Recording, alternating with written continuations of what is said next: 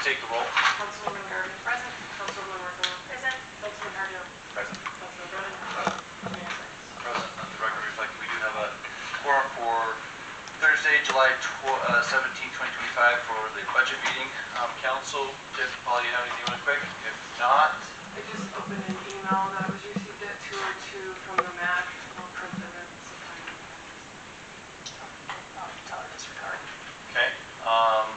With that, then I am going to suspend Robert's rules so council can fire away. First on the list is streets. Mayor. All right. Cool.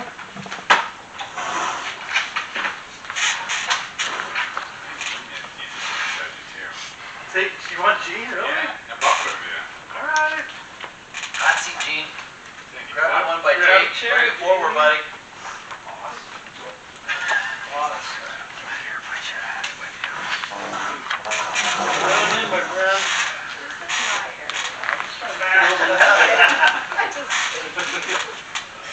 All right, council. Fire away. What are they biting on, Gene? Ooh, we don't? We don't have the time. Yeah, you want out of here at 5, you're not gonna. Oh, please, let's go to 6 again.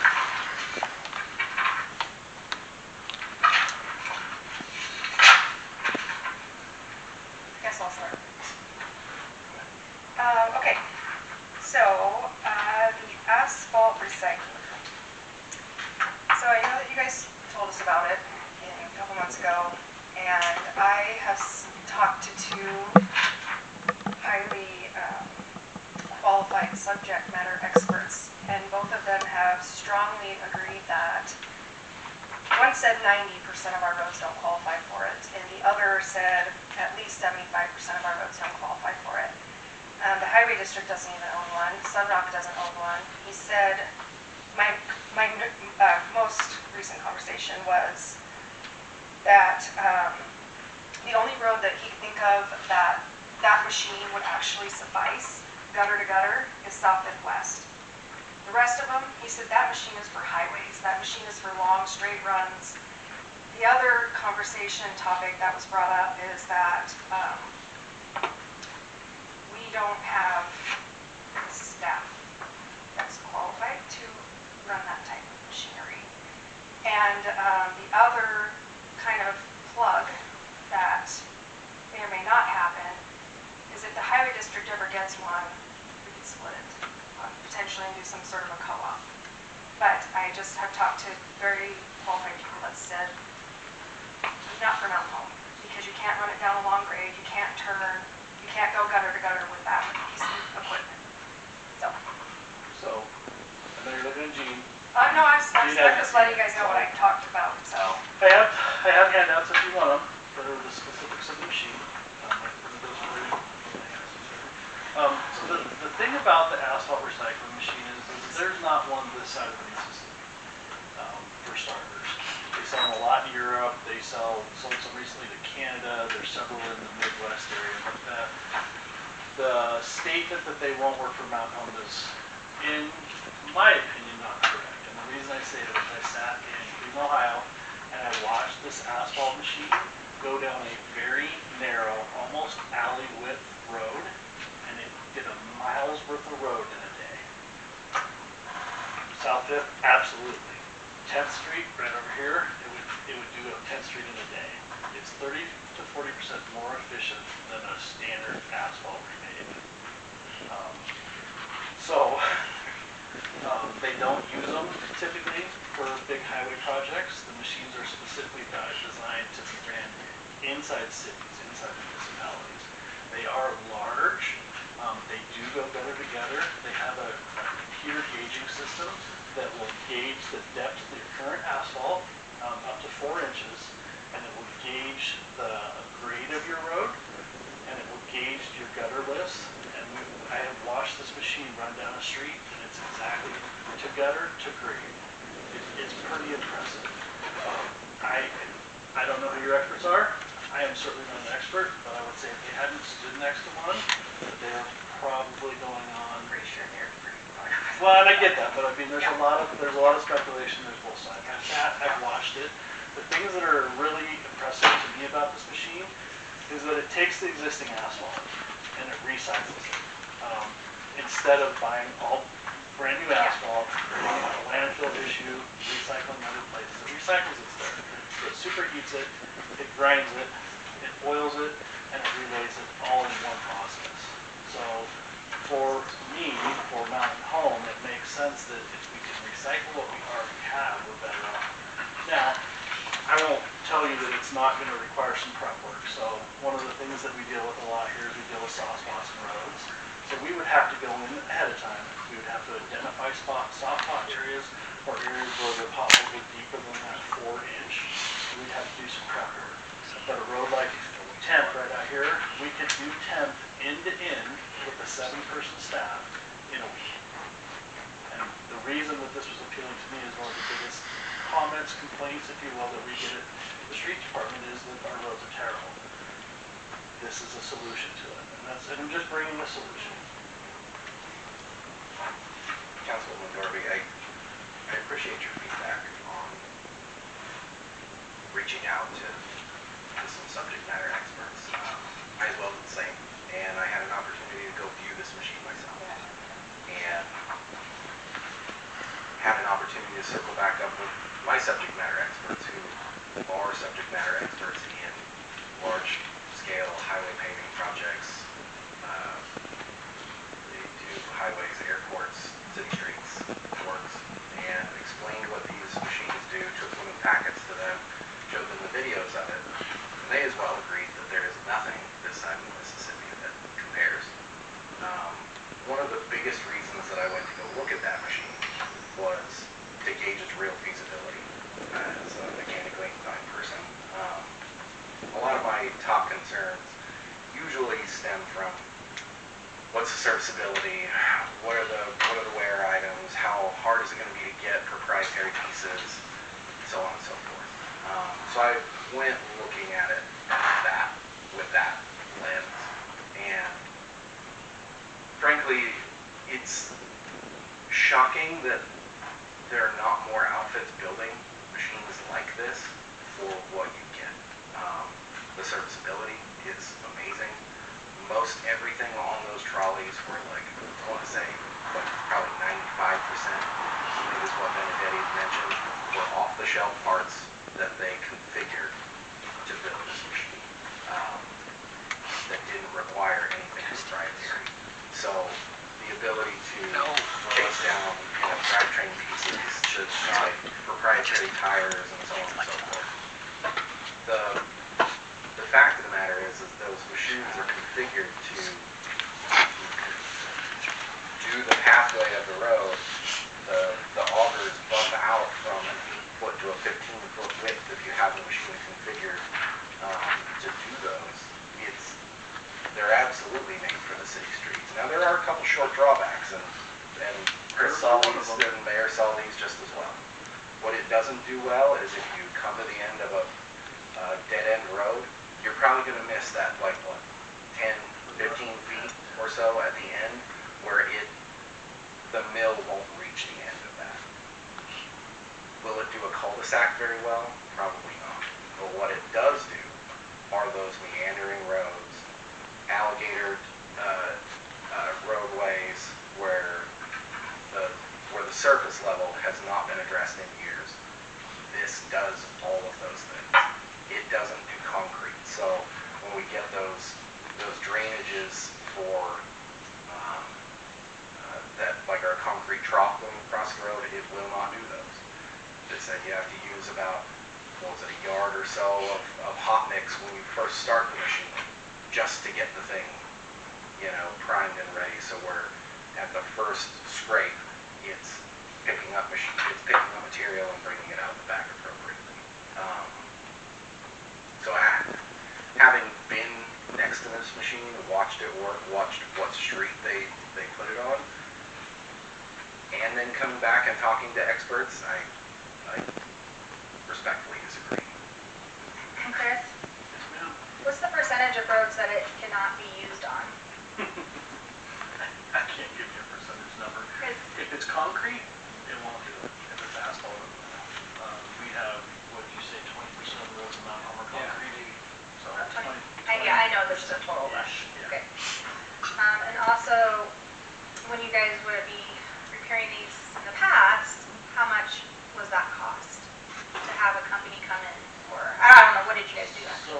what did we spend on Sixth from? I'll give you like a square footage, because I used to bid it by square yards and the tonnage and stuff like that, and I want to say we were probably like $1.50, $1.60 something a square foot. So from American Legion to 8th Street by the hospital there, when we did that project last year, it was a little less than $80,000.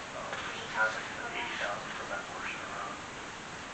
And that involved us doing all the removal.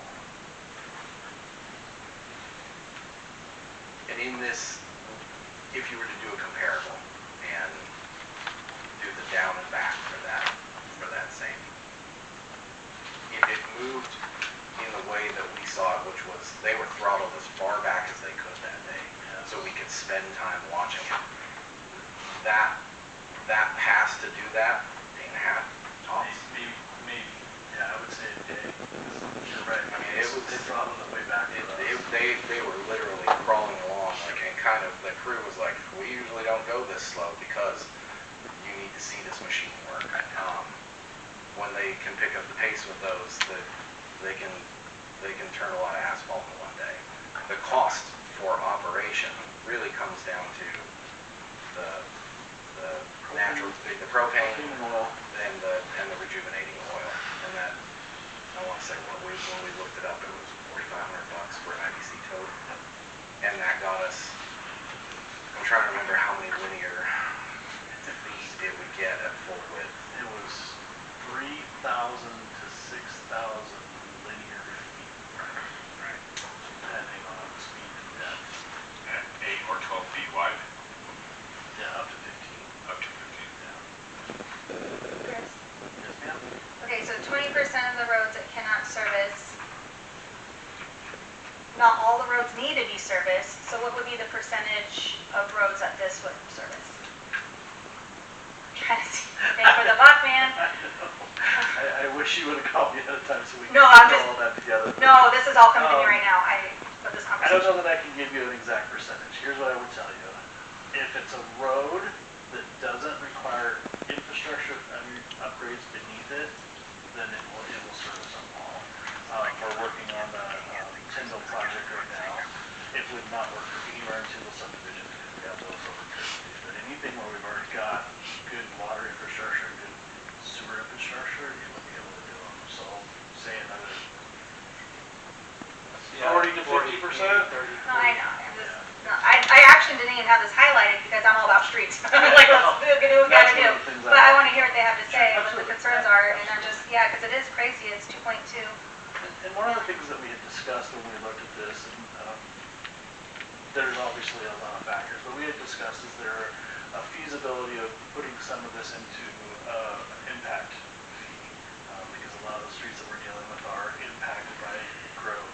We'd also looked at the feasibility of taking this machine, and when we're not using for us, we could do joint partnerships with the highway district, with ITD, with the air base, with Winsbury, Bruno, Grandview, and use it in that form as a moneymaker to help pay for the machine as well, and service the entire outlying community.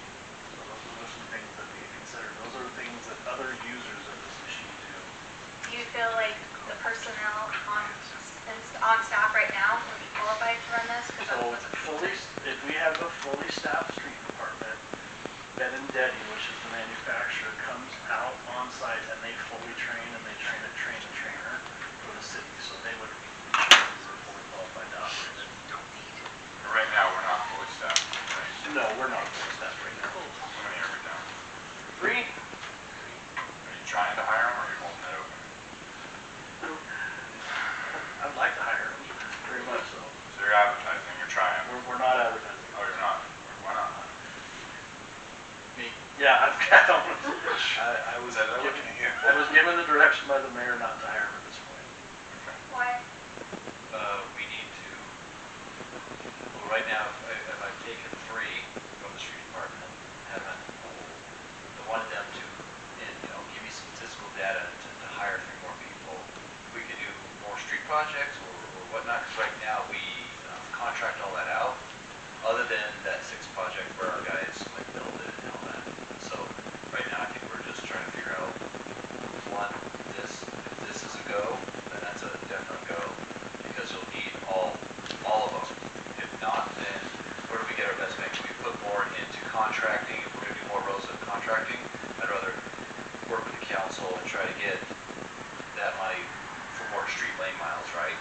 So that's kind of some of the questions that were. So is the salary line for streets, does it include a fully staffed salary or a reduced? It does. This is open position. So I won't be here next year, but I think a good plan for this piece of equipment, it concerns me that there's not one west of the Mississippi.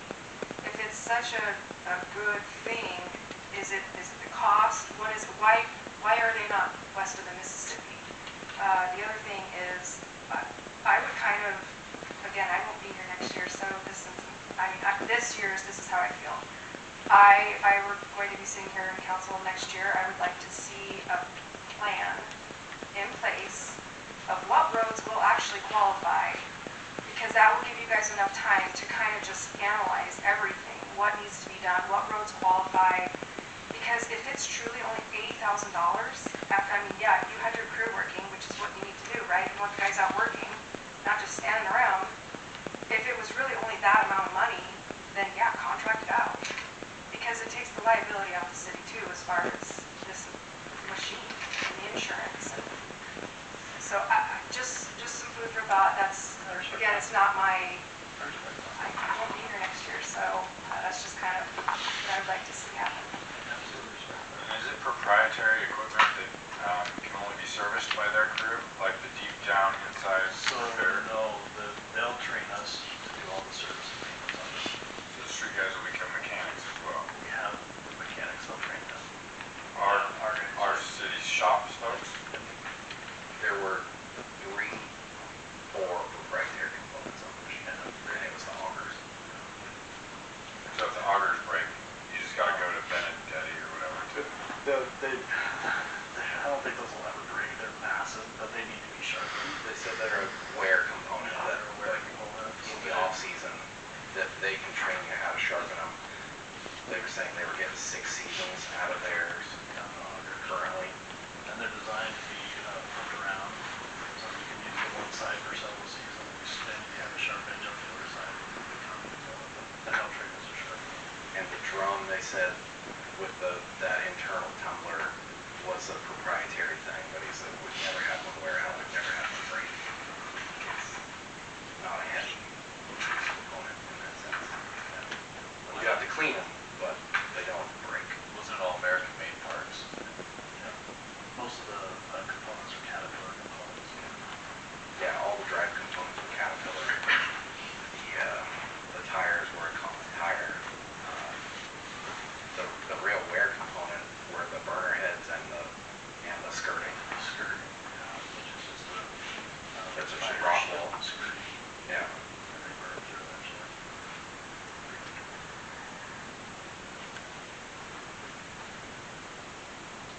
Anything else on that topic? I think the only thing I have left to add on that topic for the moment is that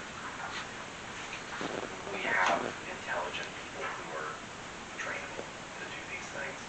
Watching and talking to the crew that was working it, we were half joking that like it is simple enough to use that like they could have thrown a monkey like me on there and been jiving in a few hours. It's not rocket science. It is a unique product that works very well at comparably a fraction of the cost of doing a traditional paint job, where it's paint only and not any sub-base work.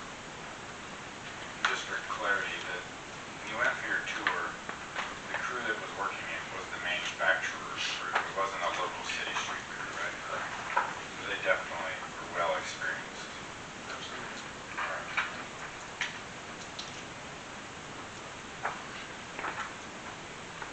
Need 2 new dump trucks? We'd like to. What does our fleet look like? Dump trucks. So we have, go ahead. Yeah, we've got a Mack that's like about 2006, a 1990 something Volvo, which is out of commission right now, and a Peterbilt that's fairly new, just a couple years old. So we all grew up with one dump truck, so right now we're still sitting good, but the Volvo's getting some work done on it right now. Hopefully we can kind of let that one through for a couple of years. Yeah, Volvo has been a high maintenance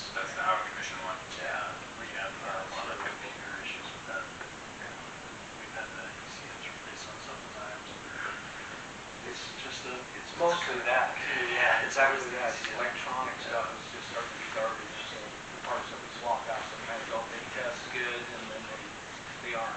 And we have to go through the whole process of putting it in and pulling the bunch out. So you've got 3 trucks, one of them is not to par. Yeah, two that are here, yeah, but they're still good, they're still viable. I just feel like it's important to renew the fleet. Sure. And $10,000 difference in the 2 dump trucks. Are you not getting this same make and model, or? It's very close to the cheap. Yeah, no, I think they're very similar. So it's just some of these, just different types and stuff like that. But still a 10-wheel dump truck. It's got maybe a few, 10,000 doesn't cover like a big part on a dump truck. So I don't know what exactly is on that sheet without looking at it, but you know, like I don't think it has. He's talking like Yeah. dump truck, this dump truck is 45, but the second was only 35. So it's Oh, like, the why second is one the was, difference? That's an Boise. annual lease payment, right? I took some notes. I mean, I've never been a small dump truck guy because we do a lot of hauling and things like that. But there is a spot for those small dump trucks, and we've been able to borrow from water and wastewater this older small dump truck, so we get into some smaller spots and stuff like that. I want it specifically for snow plowing. I mean, we'll haul stuff with it as well, but it's a smaller wheelbase. It brings the cost way down, and so it helps us be a little more effective in town. So if we ever get to the spot where we end up having to get into subdivisions and stuff a little bit more, that small turn radius and stuff. So you're talking about one of the dump trucks is smaller for your snowplow purposes. Yeah. The other is a The full others size. run some of the bigger main routes that are kind of like this, straightaways and stuff like that, like your articulate. I think I caught on to something here. That, Mayor, you're all about sharing through the city in different departments. That's the street department's dump trucks, right?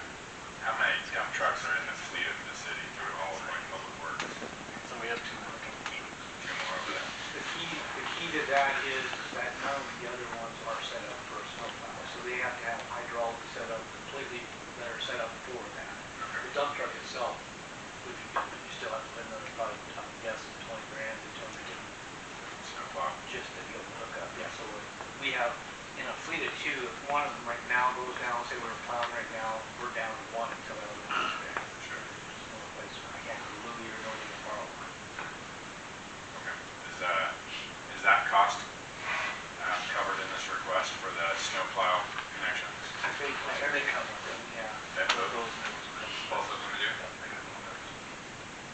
So there won't be an additional request later on to outfit it? That's how they're spec. If you drop one dump truck and drop an asphalt recycler, you pay 10. $300,000 right there. Just throwing it out there. We're flexible, we'll do what the council wants. This, Chris, on this asphalt recycler, it says you probably won't even get it for about 10 months, right? They have they take a while to build, they build them as per order. And it says it need a crew size of 7 people, and you're short 3 right now, and it's on freeze to hire 3 more. You'd need those for a good crew to keep that, rotating. But is the street department functioning now with the 3 less at the level that it's needed? We're in the middle of summer in the key times. I mean, that doesn't make sense. In the heat of summer, right, we're 3 men short. We're keeping up on it. You've probably seen we've been out painting around town, we're doing crack sealing around town, we're getting ready to do a bunch of pop coats and some streets later on in August, early September. We're keeping up. It sounds like then that really, truly, the asphalt recycler is the cost of that plus 3 more employees that we don't need right now. I'm not saying we don't want to say we don't need them. Yeah. Just, show me the company,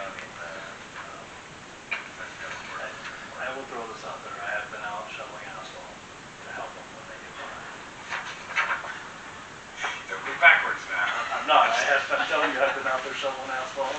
Paul has been great about teaching me how to lay the asphalt, push it in front of the machine. I mean, That's what the big boss has to do sometimes. You I gotta have get no problem with trenches. it. I enjoy it, Right in the actually. trenches. You get a little suntan That's going. right, that's right. We've sweeper. You recently got a new one. Was that 2 years ago or one? It was ordered 2 years ago, but it got here, just got here last spring, I think. Electronics as well. It was originally set up, sorry. It was originally set up to do two smaller size ones for the more commercial side. We did two compressor ones, but then COVID kicked in. And we had ordered one, they canceled out on us, and we ended up having to go back and pick up the bigger one. And that's the one that Boise had. Because they had one in stock in the whole state. And so if we didn't get it, we weren't going to see one for probably 4, 5, 6 years. Okay. And did you decommission one recently? Yeah, and our second one's on its way out right now. Okay. Okay. And they stopped making components for it. don't make components for us anymore. Can I ask about something that's not on here? I think it may be Parks that has one. Is Miguel in here? Yeah, back there. I've seen it in the city somewhere, but it's like a sidewalk brush for snow. Rock line sidewalk brush or the mowing machine. I think it's almost like a lawnmower. I think it has a little cab to sit in. Is that a brush or is that a plow? Yeah, both. I think it disconnects. And we used to use it every once in a while with a brush on it, coming down American Legion and stuff. And then I think they put a plow on it too. They got them, I think, from base. I think they donated the stand back in the day. I think Jake's got one that he uses for snow for the police department. You? Yeah, brush on the bend track mower that has the bend track can have like 30 different attachments, so I have a brush that I use it. I see. The reason I'm bringing this up is because I think the city has a need for, and this may be an argument here, but to help keep some of the sidewalks clear on the highways, because whether it's our trucks or ITD trucks come in and plow off the road and it goes onto the sidewalk, that the citizens already tried to shovel and do the right thing, and then it's a constant battle. And granted, maybe we don't have the personnel for it or whatnot, but if the city could somehow find a way to prioritize trying to keep those main thoroughfare sidewalks clear, granted, right, it's the citizens' responsibility, but I think there's a line in the sand drawn when they're doing their job. I am a testament to that, and I was so mad they came right after I had plowed all the snow off the laundromat, piled it all right back on, and it was this deep. Yeah, we It do. was very frustrating. I've got videos. I mean, I got people that caught doing it, and a lot of times it's private contractors, state agencies dropping the plows on the way through. So my guys know they're at least a lane away from the sidewalk, and we don't go that fast. And I tipped all my plows as far forward as I could back when we put them on the trucks, so it won't throw snow, hard snow. But we do see it, and I think it's a great need. I mean, I get out there sometimes like the day after it melts off, and I want to get out to myself and just knock it off. Some of them are iced in. For the longest time, they used to take those out and hit those sidewalks, Parks and Recs would, and I'm not speaking for them, but on their way to those parking areas and stuff like that, that they do clean with them.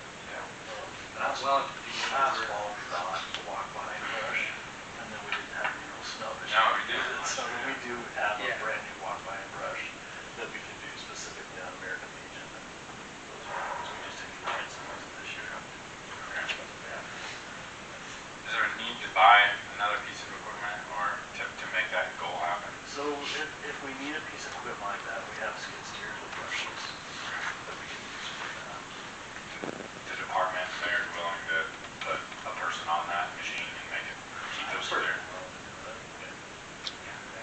not a problem, it's just a sidewalk we can't get up on with that The machine. big It's too big. So we do have to walk behind the sidewalks. What piece of equipment you can't Well, get on? skid steers. The Yeah, sidewalks skid are steers. 5 feet Oh, wide. skid So we do have, Right. like I said, we have to walk behind and purchase the fix that. Specifically purchase that reason. Blowers too, I mean, like when we blow streets and stuff off, it's just getting a window in there because we're plowing all day, night, that kind of thing. You want to, I step out, it's like you want to clean them off today because there's snow coming in 3 days, so there's like a window, and that's why I clean myself about 2 times, like about, usually in around April, maybe in May or something like that. We get out, try to blow them off or set the sweepers up with them, and, so it's all timed, and so we're not, just a lot like American Legion, you're in the traffic. Gil's been pretty good at having some of his guys go and help get some of those roads off. Hey, we did the side-by-side that we purchased for the cemetery did come with the snowplow. And they do make a brush for that specifically, and I think it'll fit on the walkways. As long as- Like sidewalks or the walking path? The sidewalks. Okay. So we're gonna try that this year, see if it works. That'd be great. And we did test, they won't get the whole sidewalk, but I did test out about a month and a half, 2 months ago, I tested out a sweeper that came in. It's a center right sweeper, the cab's right in the middle, and it's got a broom that goes out, does all the normal stuff, but then it lifts up and goes onto the sidewalk, and it'll pick up, but it's still only about half the sidewalk.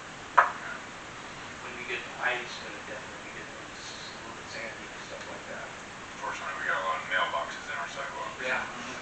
Yeah, we tested it in a bad area. So, yeah, we definitely paying attention.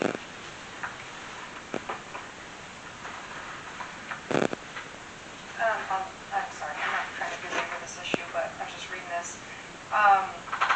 So, assuming the contractor can produce 250,000 yards in a year, it would exceed the amount needed to complete the return on investment. Do we have 250,000 yards of concrete that needs to be, or excuse me, asphalt? I'd have to do the math. But, I just tried to convert it. Yeah, It's like, there's about 180 miles of roadway, and they're proving lots of various sizes. I use 40-foot wide, 180 times 40 times about, average about 3 inches deep, and divided by a bunch of stuff, and then it'll come out. I could give you a number, but I mean, we got about, I did one for my own self, just kind of trying to figure out what's going to happen in 100 years, streets and, anyways, it came out $3 billion worth of stuff that we had, $3.5 billion. When you try to do the math on that and divide it into 100 by 100, it was astronomical anyways. well, it didn't take into account like the streets that have not had repair in so long that the base layer might need to be fixed. So we're already going to be fixing that as well, so that would. And that's what I was saying, we know we're gonna have to go into some of these streets and do repair works ahead of time. Yeah, and again, that's what I'm saying, like, so that you're not gonna be able to use that machine, because you're gonna have to go in and take all that out. That's not accurate. The patchwork that needs to happen in those soft spots gets done in the local area, and then the machine comes back over that. So it doesn't eliminate the machine's possibility of use on that. It is that when there are those low spots in the grade, go patch that, Has it been and in run that the machine right over it. So it doesn't take Everywhere. It doesn't take the roadway off the list of capabilities throughout the city. But something to add as well, how many streets are we paving right now? How many streets have we repaved in the city of Mountain Home without the need for some sort of subterranean utility work? Big bet zero. So Just did this 6. is the step forward for one of the main concerns that meets our citizens on the day-to-day is the condition of our roadways. That has been a constant thing that I've gotten since I started this, was that our roadways are terrible. We're not addressing those things. And look at the potential cost. I mean, when we're talking like hundreds of millions of dollars and decades worth of work to pave them in a traditional sense, or we can refurbish those roads with a machine that you can buy for Which is over a 10-year lease, so you're looking at $250,000 a year. Right, yeah, that'll be factored in, so I just want to make sure that's clear that it's over a 10-year period. You were gonna try to factor in those impact fees, because I think we dropped it down to 4 years. How do we get that answer? The impact fee allocation for that? We would have to assess it in the impact, we'd have to take it to the board and have them look at it. And then the city council is the final decision. You just take your request to them as a first step. Yep. And then whatever they say is gonna come to us regardless. I thought it went right to these guys. It's not in your current impact fees. Well, we have to add it. And we could add it like 50% growth related, so that your impact fee calculation would just need to be adjusted. So 10th, 6th, 5th, those are the ones that are getting beaten up However, real hard with you. there are things in the impact fees that constantly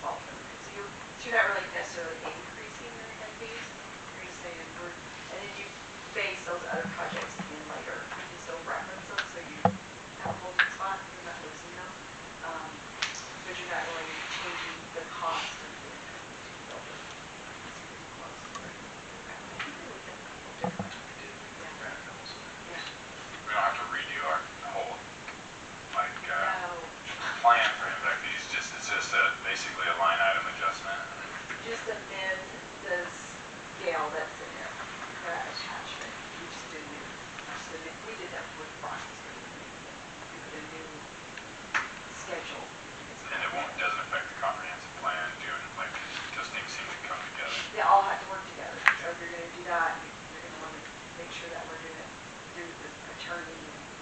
So it's gonna take more than a day Yeah. to get it done. If this isn't a common piece of equipment, how did you guys find out about it? Like, what got your attention? The YouTube video, Okay.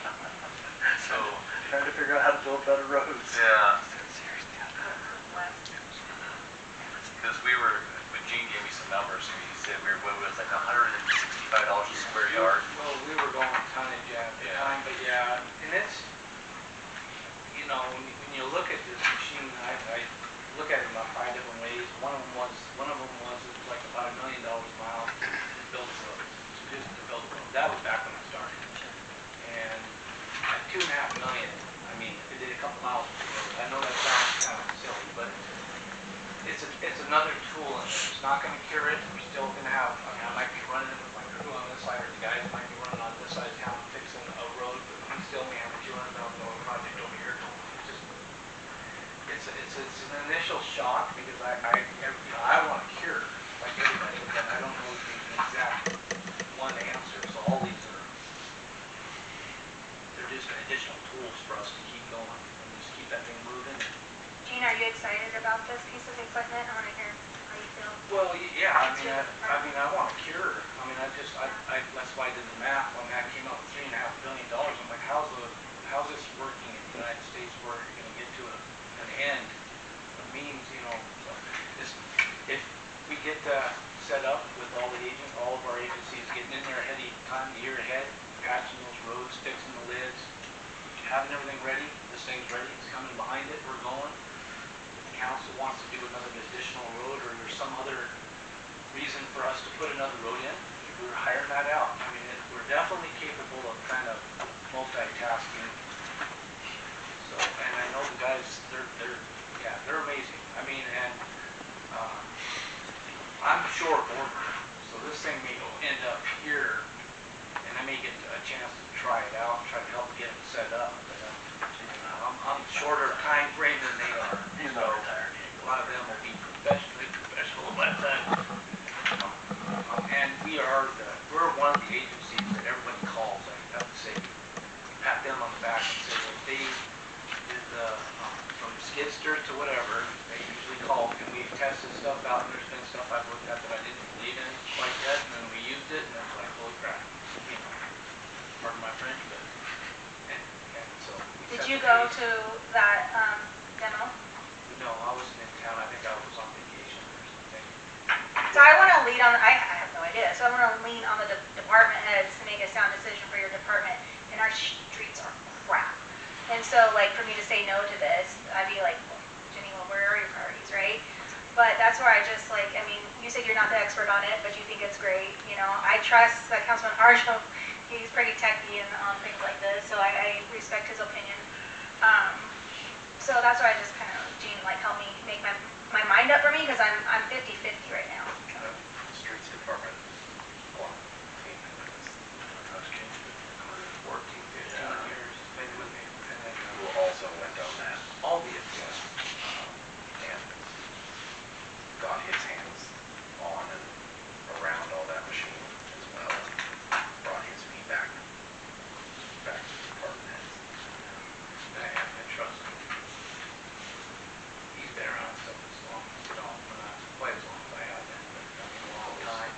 Yeah. And I did some work that was a lot of testing for like the ground base and stuff like that. So we did a lot of things that I'd never seen before, but when it was done, it was like, wow, I can take this to something else. So, yeah, I definitely guarantee you they'll do something. I feel like we're almost there, but I'm not ready this year. Maybe next year might be your time to strike in my eyes. Kind of formulate the plan a little more specific for some of the questions that have been asked. Also calculate in the extra costs such as the oil that you've got to put into it. So it's a whole package, like what it's truly going to cost 1 year for the operation of it too, not just the lease of it. But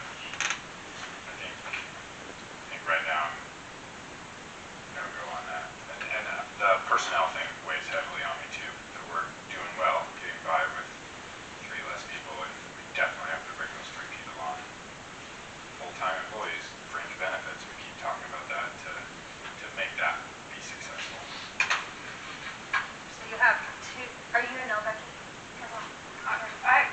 Again, I won't be here next year to see a better plan, but I just would like to see more information on it. I mean, honestly, I just think if it was so, I'm sure it's amazing, I'm sure it's great, I just want more information, specifically on the amount of roads that it will actually be able to service. So, He's a yes. not a no, but I mean, Or you're not a no? well, I mean, I want more information, like, move it to next year type deal. So it would be a no for this budget. Well, yeah, okay, yes, thank you, Jenny. Sorry. Well, Well, I think I'm the tiebreaker, so I'm not ready to make my decision yet. So, can we come back? Can we just pause on this? Yeah. We're gonna have another day, or we're gonna have to go late or something. I don't know, but I can't. I'm not gonna be pressured by time to make a decision. Okay. All right, is that a no for today, for that? For me, it's tabled. It's tabled, and we gotta figure out. We're not gonna figure this all out in an hour and 15 minutes for the budget, so I'm tabling it. Okay, that's the only thing remaining in streets, that one item, right? Right. All right, did a report yesterday. Thanks, Jane. Chris, you're up again, right? Yeah, I don't plan on getting up out of the chair for a bit. I'm okay with that. All right, what do you guys got for water?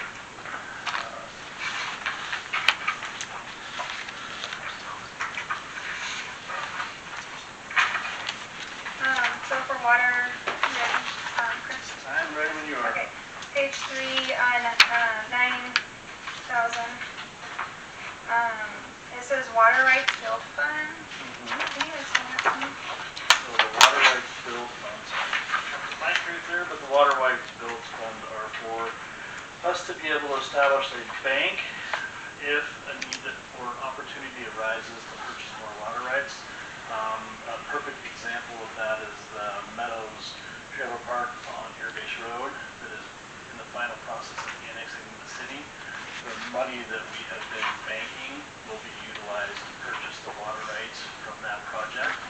It's 110 water rights dated 1962, which are phenomenal water rights, and that bank allows us to do that. Gotcha. Okay, thank you.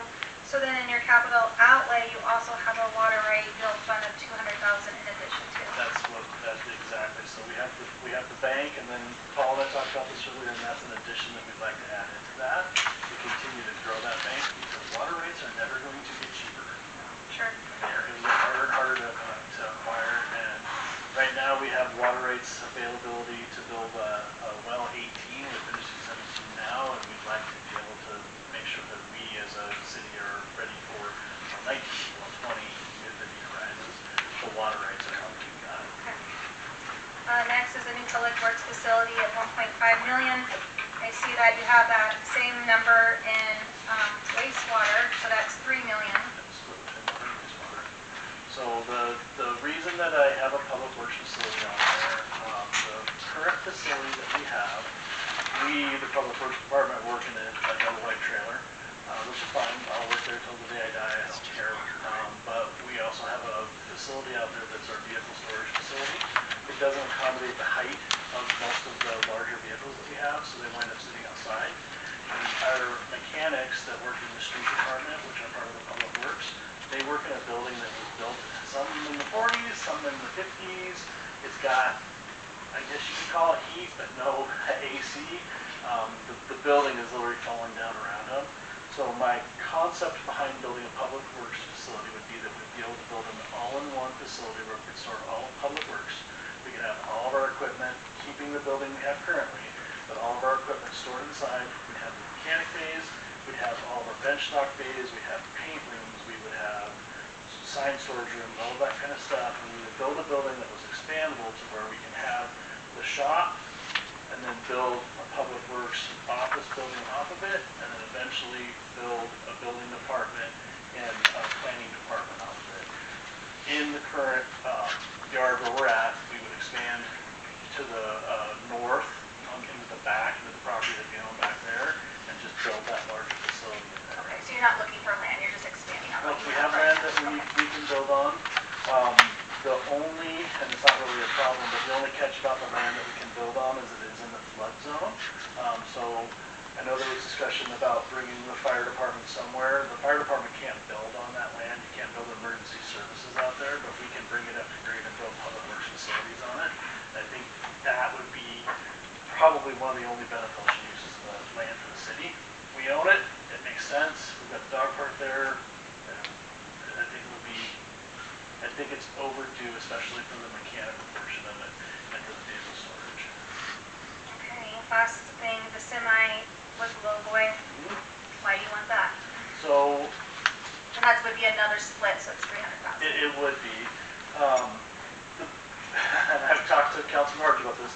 I was a little torn on this at the beginning of it. This is something that the department brought to me.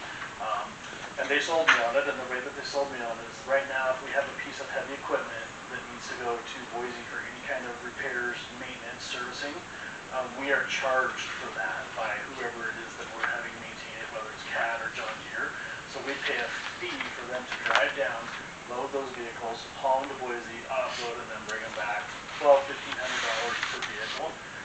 Additionally, we're driving vehicles that are not designed for on-road purposes throughout the town, one end of town to the other. It's wear and tear on the vehicles that are not designed for it. If we get this semi-truck with a low buy, we can do our own transportation of these vehicles. If it's around town or to Boise or to Twin or wherever it is, and save those expenses, save the wear and tear on the machine and equipment, and then overall the city will benefit from the cost savings, not having someone else transport these vehicles for us. Chris, before I forget the topic you said about fire department emergency services can't build in the floodplain. Yeah. To what kind of facility are we talking about? A training facility or like a firehouse? Live-in firehouse. Live-in. Live-in firehouse. The training facilities are already located there. Right.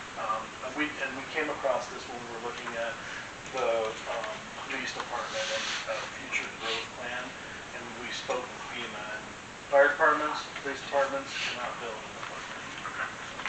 And then I understand the cost of transportation of the equipment to Boise and stuff, but I feel like, I don't know how many miles we have as a bird fly from one side of town to the other, but I feel like it's about 4 miles, you know. I could be off by a little bit, but I personally can't imagine that amount of, you know, asphalt driving on the concrete is too damaging to the equipment, so very minimal of that. That's another one that I'm really struggling with, is the semi and the low voltage. Completely.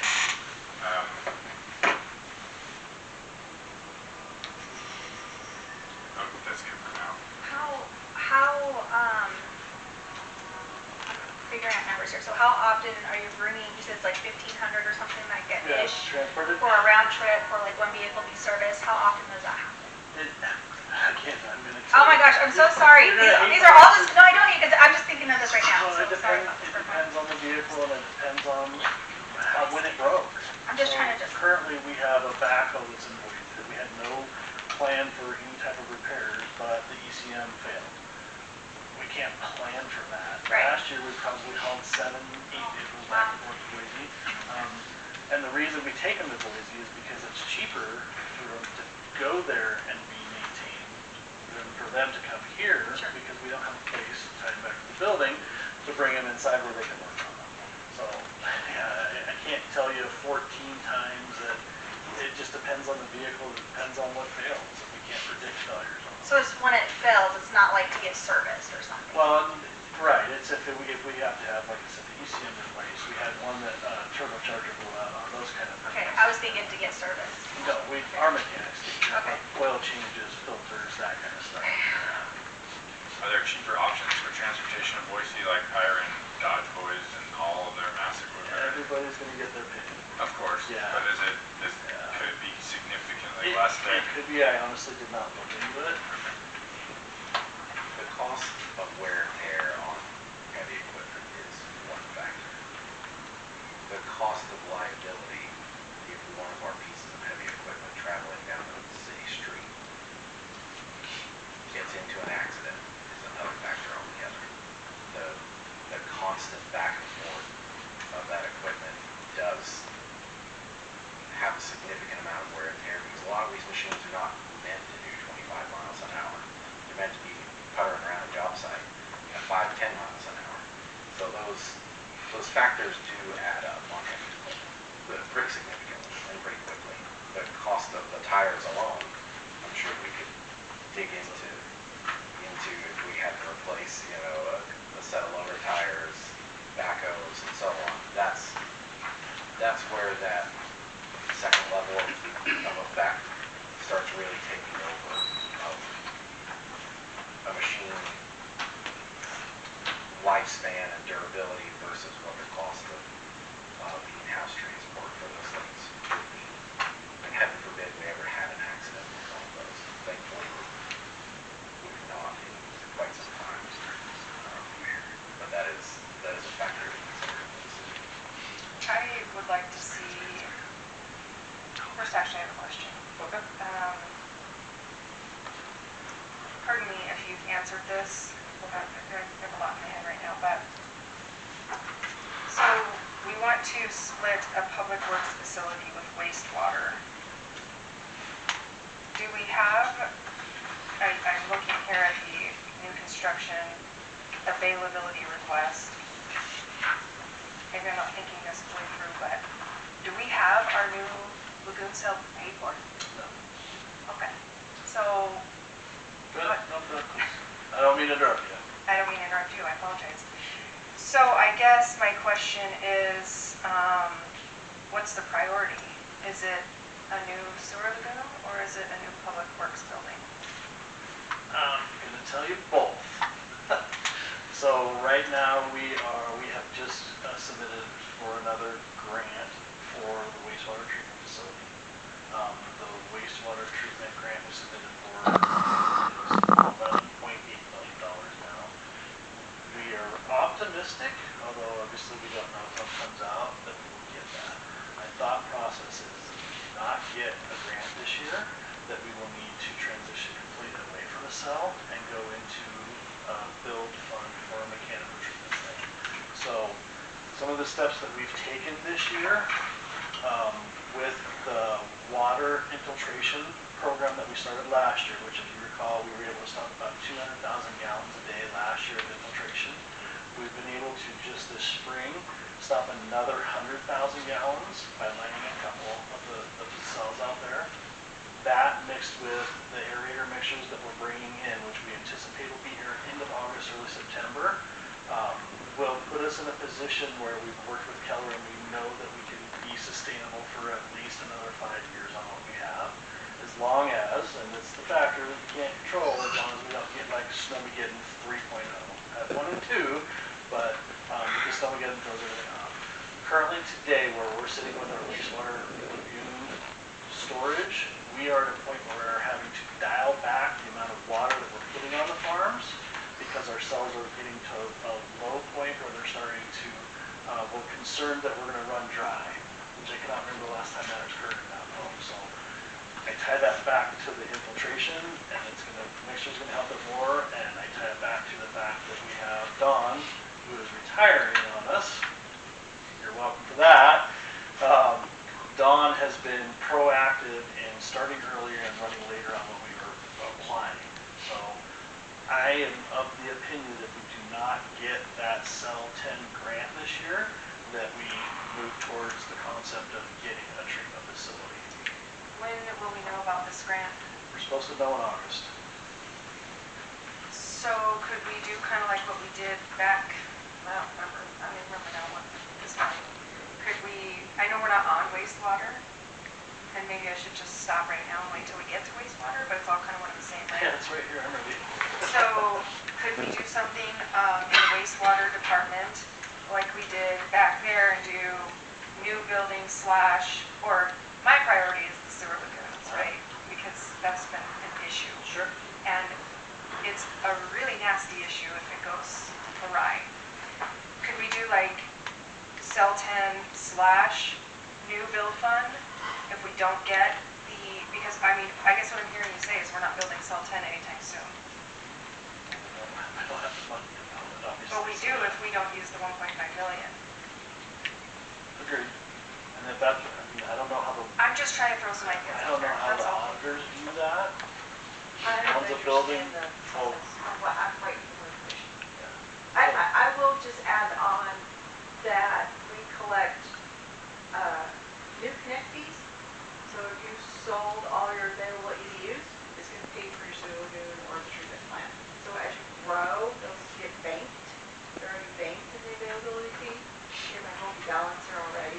So that is part of what you're going to need or use, because you're going to want to use your new citizens to pay for your growth. How much do we have in it? I don't have it in front of me. Okay. I'm not going to shoot them again.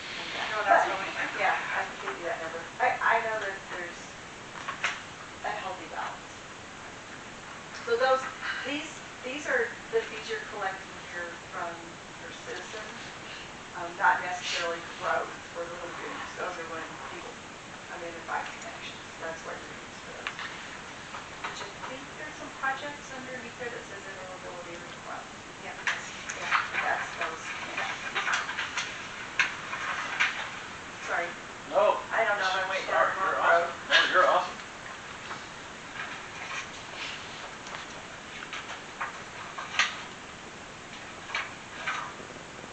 So we just want to do with the water, sorry. Talk about wastewater too, or can we just do both? That way you guys can answer all your questions and then come back to both of them? Yeah.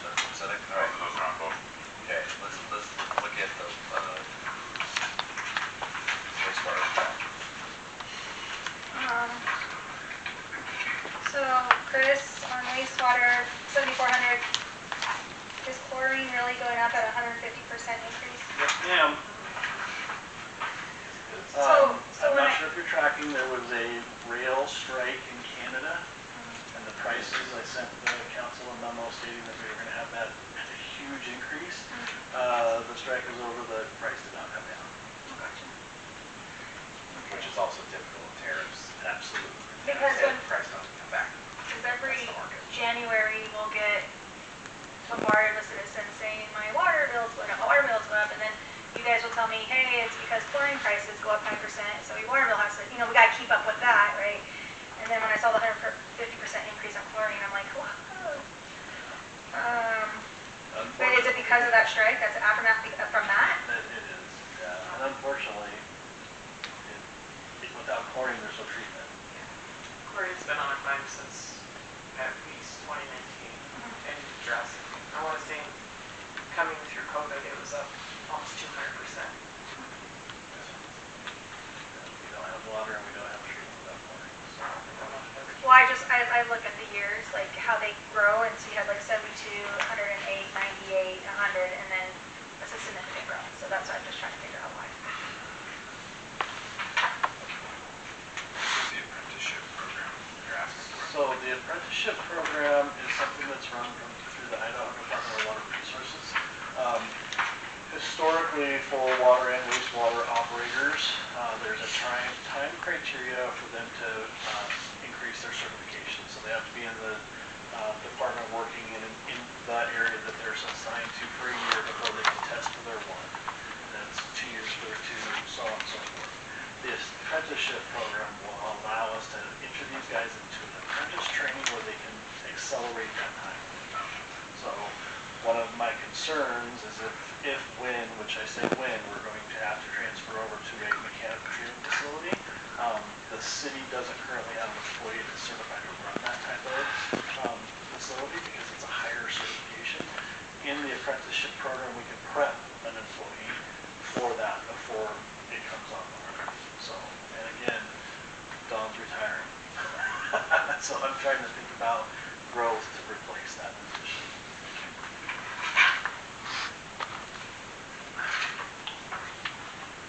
What is GIS? It's on there a lot. So I did two things this year with the water and the wastewater,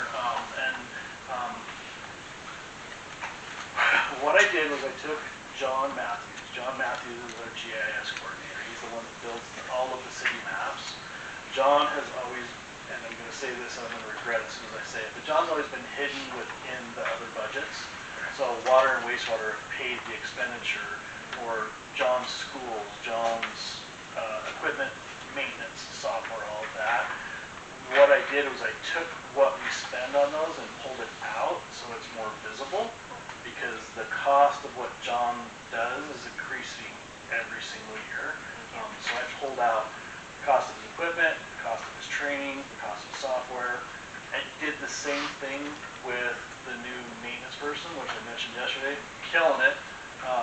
His tools, things that we didn't do when we actually brought that position on, we didn't account for, and pulled all that out separate so that we can see those line items.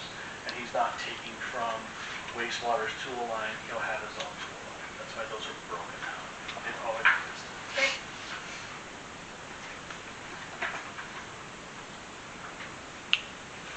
Another vacuum truck? Vac trucks are, they are probably the most active piece of equipment in the city. That vac truck has 1 million miles on it, and it works every single day. Winter, summer, it's always running. The new vac truck that we're looking at, the big thing that I like about it is the truck that we have now, when we fill it with water to clean a sewer line or to pothole for utilities, the water is not recovered. It's water that winds up going down the drain. What we are looking at, because we're in high desert, is we're looking at what's called a recycler truck. So it will take all of the water that we use and it will recycle it within the vehicle, and we won't be dumping any more water underground. That's the big selling point on that one. So that cost is enough to just outright purchase it? Yep. Which I'm happy to lease it, but that's I'll do whatever.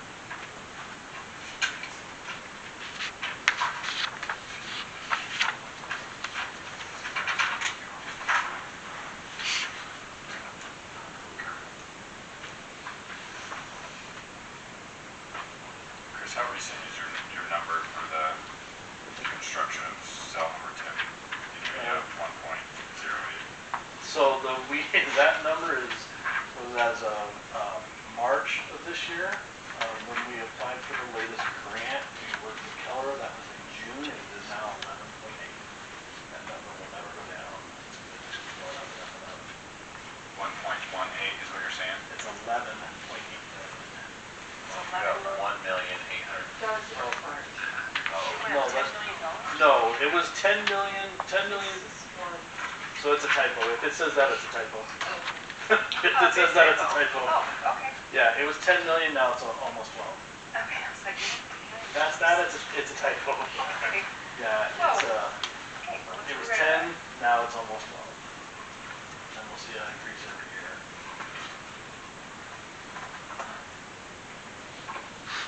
So, based on Councilman Garvey's comments, Do you have those numbers? So you see what you're holding in and everything? I would love that. Okay, Thank you. I'll just run it real quick. Sure, that'd be great. Thank you. While we're in quick downtime for that, John Matthews, our GIS guy, just emailed me this to help show what function GIS service offers us throughout the city. John has already mapped what paved roads that qualify for use of the Benedetti paving machine. Asphalt, those are That was non-concrete quick. miles. He's already had this, Oh, okay. and it just happens to work for the conversation. Gotcha. No, sure. Um, Those are all the roads that can benefit. These are all the roads that can benefit, but it also And that need to be shows disturbed. John Expand that, Matthews' please. value to our city in that sense, and what GIS offers us. It is not what would need to be. Some of those are brand new subdivisions. Right. Stuff. These would be the roads that could qualify for the use of that machine. Expand that, please. Yeah. I can kind of barely see Which from roads? this side. Red roads or blue roads? The red roads are all asphalt. Throughout town here. And obviously, you get down here to Silverstone and that kind of thing. Those are new, but, west to south. And it's worth noting that 2 of those are state highways. And we can't touch them anyway, right? That was quick. Yeah. Oh, that guy. I like that guy. He must be watching live. He's gotta be watching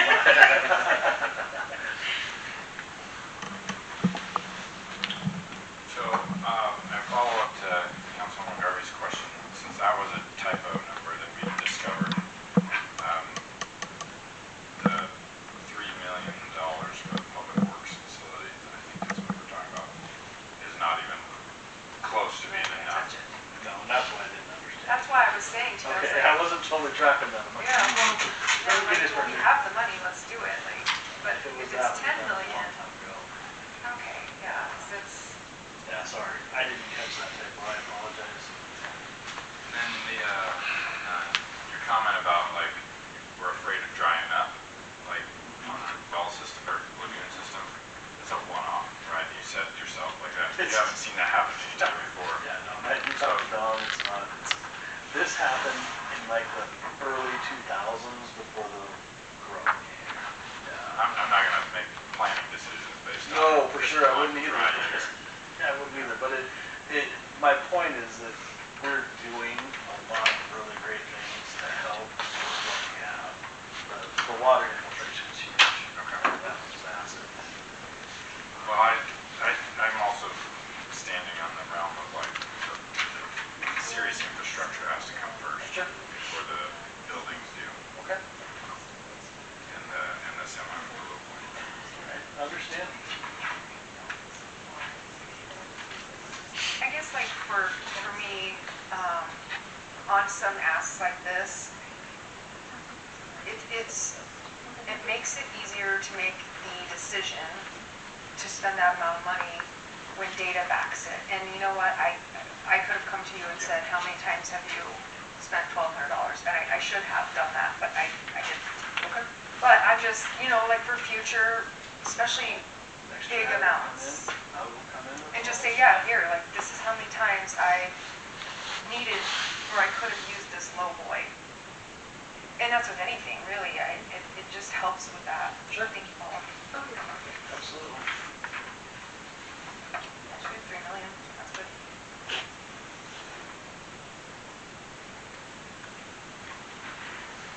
I'm gonna stand on the realm of holding that money in the availability fund or reserve, whatever you call it, for the facility and the center.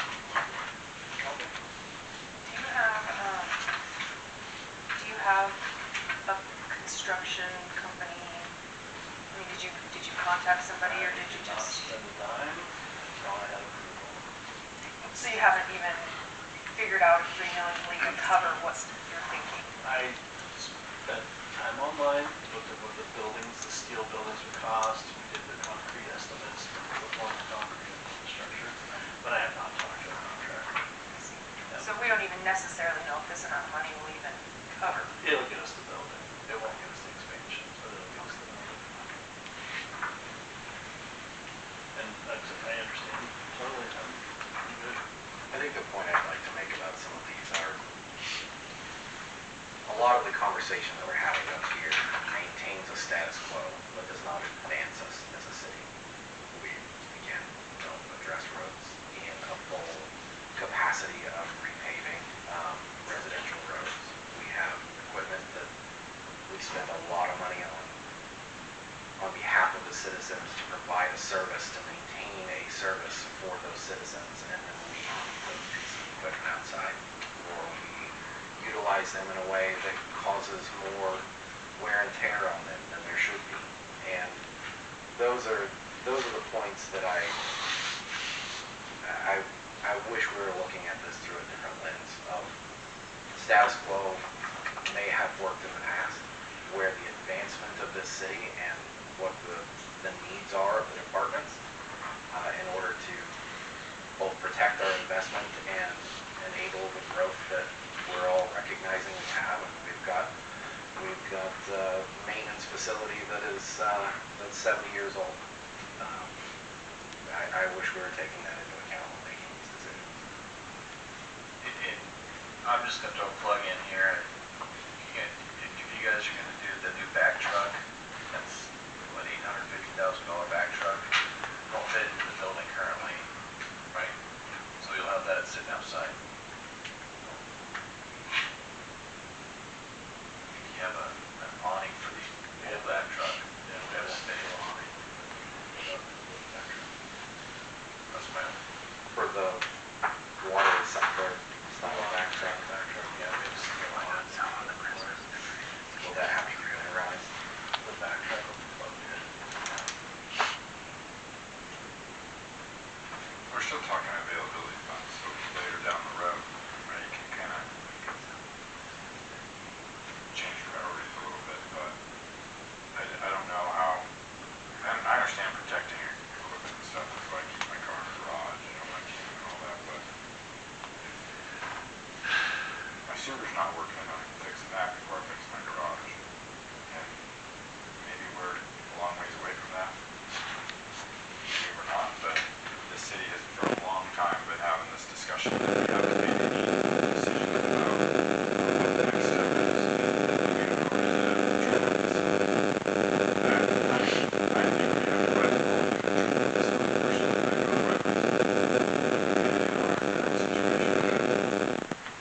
It's similar to other actions I've made in the past is you gotta start somewhere, you gotta save that money, have it ready to go so you can pull the trigger in. And I won't do a treatment facility that's gonna raise someone's water bill 400%, right? I mean, I stated that before. And so there is funding that could put aside for the future, that's a different story. But there's no way I would ever raise someone's water bill up 400%. And this is just a comment. You know, we as council cannot, they bring to us what they want fixed on the streets, but we haven't had that. We haven't had requests from the city either. So, you know, it's really hard to say that we're not looking at it from a good lens because we can't, we don't, I mean, we could say, Chris, you know what, my street is terrible, but it still doesn't get put on a CIP to get fixed. So, and the money still isn't going to streets, right? So, it's really hard to say in that light. The other thing, I agree, we've had issues with our sewer lagoon. I think that's got to be our priority. It's not fun to talk about. Nobody wants to spend that much amount of money on a sewer lagoon or a, you know, treatment plant, but it's priority. Streets are our priority. I don't know. You know, my backhoe sits outside too. My backhoe sits outside, my excavator sits outside, all my equipment sits outside. And guess what it does? It runs just fine. Maybe a little rusty, We live in a world but where all of these things are consecutively true. And that's the reality of municipal government and understanding what services that we need to deliver and what protections we need to have for the equipment. So we have these services to provide to people. So these things are all consecutively true.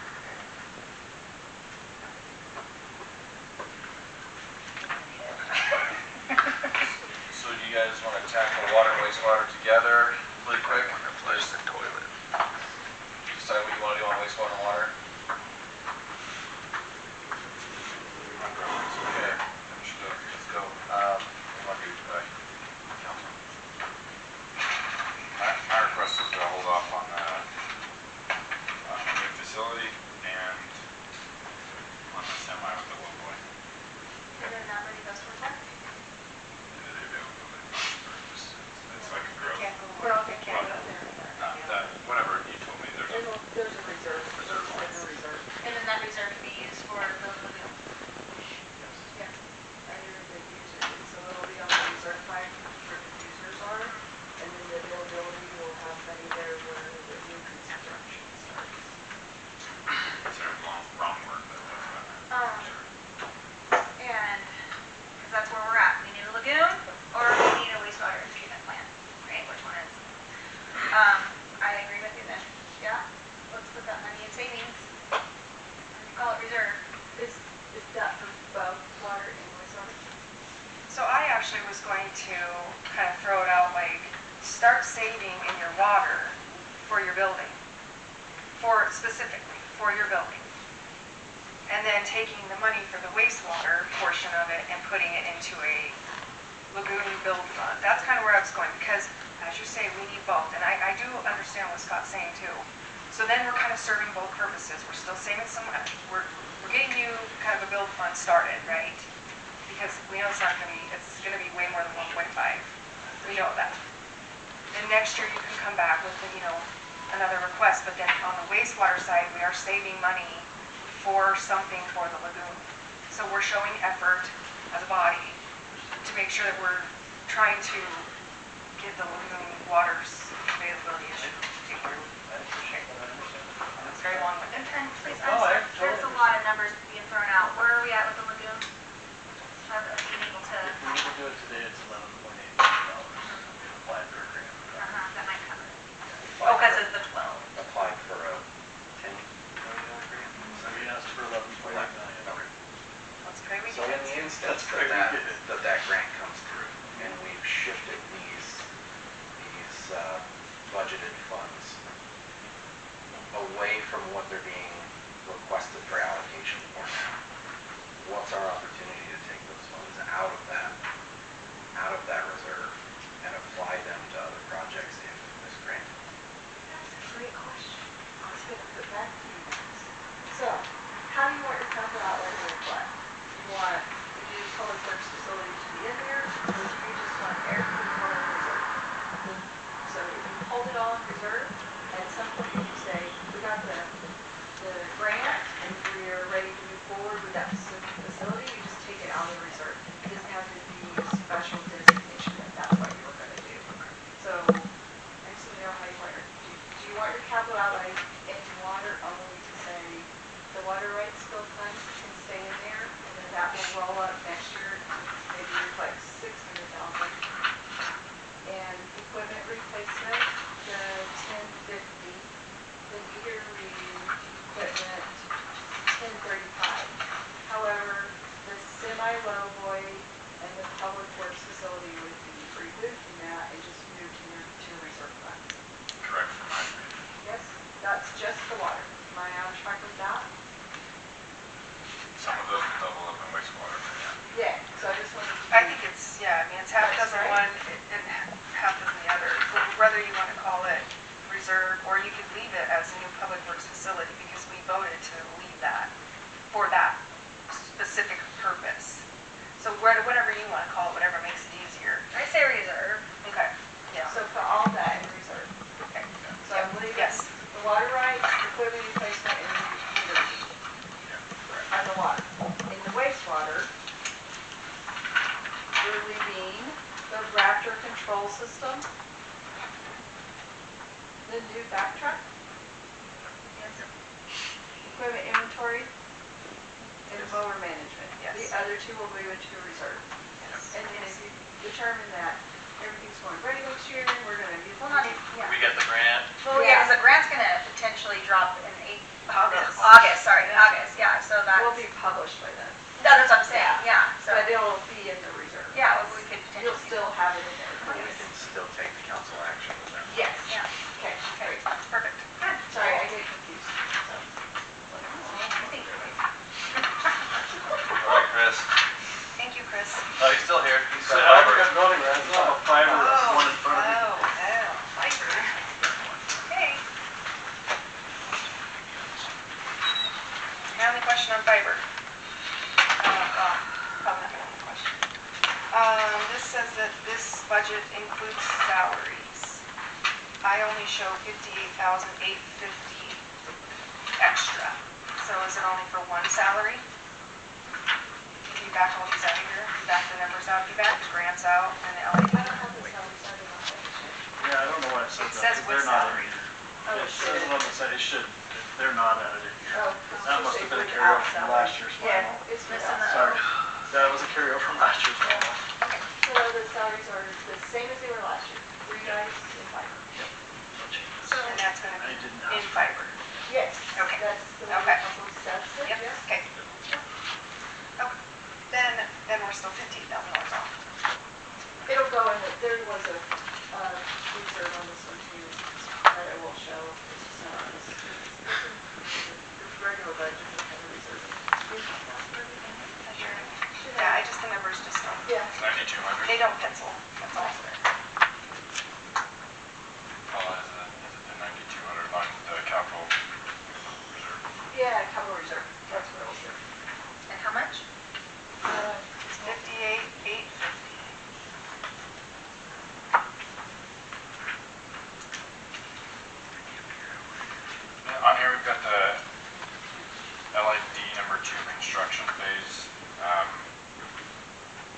The council voted recently, at least on a short-term basis, to hold off on moving forward with LID number 2 until we can see the true success of LID number 1. Not just simply obtaining the loan, which I think we're very close to, it sounds like, but and not waiting for like full repayment from every citizen that's part of LID number 1, but simply kind of giving it a year to see the success of it. So I'm kind of still maintaining that we need to pull that just to wait one more year to see the success of it. And as if I understand right, that's like a pass-through line based on connections and all that stuff. But whatever action we need to do, make sure I'm on the right track, that we're not proceeding with LID number 2 just yet. So, we'll get the bond back and I'll need a place to put it. So ideally, we don't want to start the second LID to be the same, it'd be held in like a reserve. And then if the council chooses to start that sometime next year, the money is in there ready to go. You can put it in the 8,600 on your revenue sheet. 8,600. On the revenue sheet. Yeah. Right here, so you can just stick that money right there, then, is that what you're saying? Well, I'm not gonna say it's gonna go in 8,600 because I take guidance from the auditors. So I work closely with them, so they may give me a GL that they want to add. Yeah, okay. Yeah, so I'm not gonna say, oh, look for it there. So I have another, I'm sorry, are you done? Yeah. I apologize. Based on 250 connections, where do we get that number from? That was an average that we have based all of our EUs from building permits. So it's uniform across the line, water, wastewater connections, fiber connections, and on average building permits. So that's what that is. So we believe that this year we're gonna get 250 connections. It's a projection. So we're hoping to get 250, but if we don't get it and we get 100, we at least projected if we got 250, we had it available to spend it. And the expenditure is proportionate to the number of. Yeah, the number of connections, the amount of money you receive. If you don't get that, you can't spend it. So your auditors, they gave you guidance for that 8,600, what Councilwoman Garvey was mentioning on the revenue, to have it LID 1 and LID 2 on the same line item? They give me guidance on what GL to use. So I'm not going to say that that is, I've already gotten 4 different GLs from you guys. From just what we've done recently with these closing of the LID. So when we get that information back and funds back, they may say, okay, I want you to put it in this. Because there's a lot of different terminology that they use. And I'm going strictly through, that's not how Bailey cut anymore. Cassie? No, not Cassie. I wouldn't touch it. I had to go through, I call them the big guys. I had to go to what I'll call Bailey. Strictly through them. They're the ones that understand it. They're the ones that can respect it. And they've been included in all of the legal emails that have gone back and forth. So with that 1.5 million, the bond, or the loan, sorry, is 1.2. Is it because you're doing 1.5, the additional 3 is going to come from, or is that already what we have in the bank account for LID 1? Like, what's reserved? I'm not using the right language, I'm sorry. Yeah, it's okay. I'm trying to track with Yeah, I'm just trying to say, why is it 1.5, but the loan that we're getting is 1.2? It was just a projection, and I just carried the same numbers for it every year. It always says at 1.5. We have to put interest in there, and with the cost of servicing the loan and all that. Probably not 200,000, but 97,000 would be a big number. So if you put it too short, then you always want to project a little high, but also conservative. So if you don't project enough, then you want to err on the side of caution, so you want to go a little high.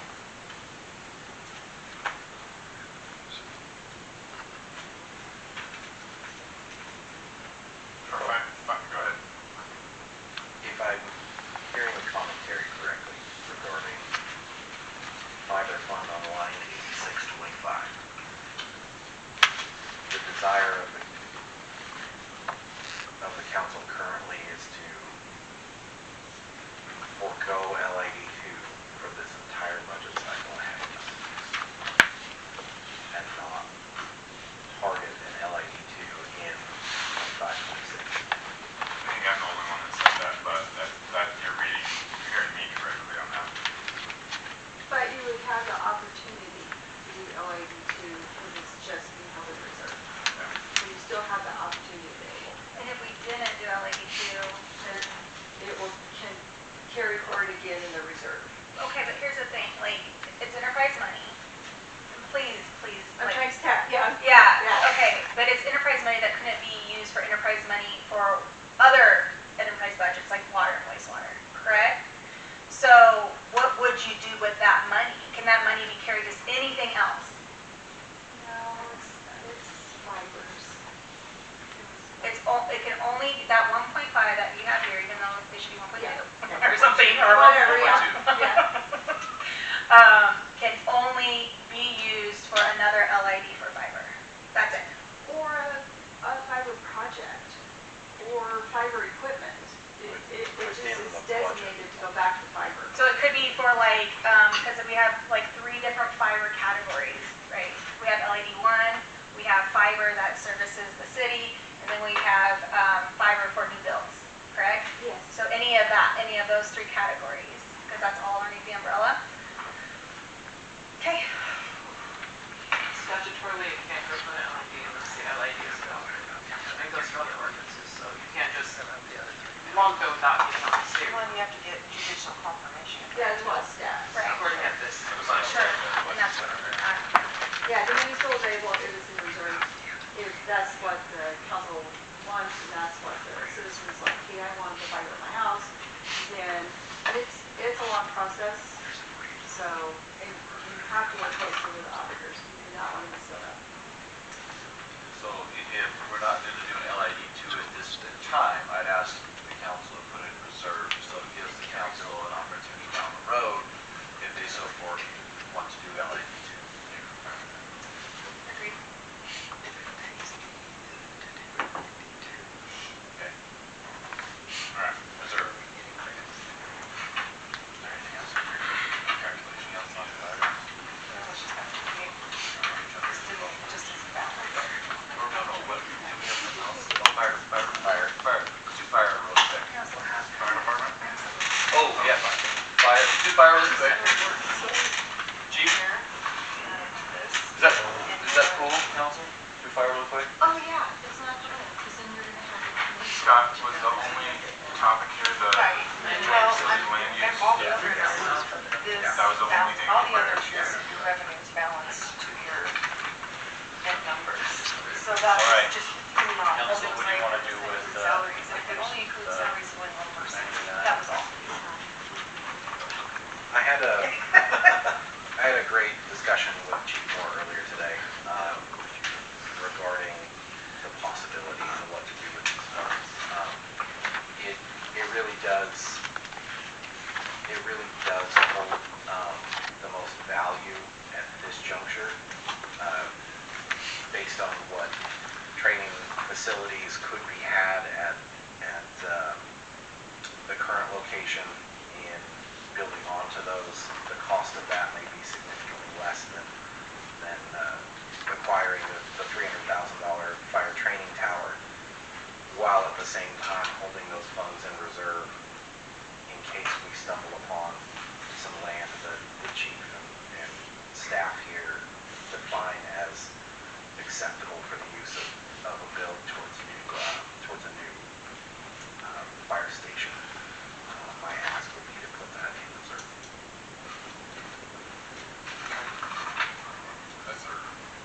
Reserve is on contingency. That's contingency. Contingency, sorry.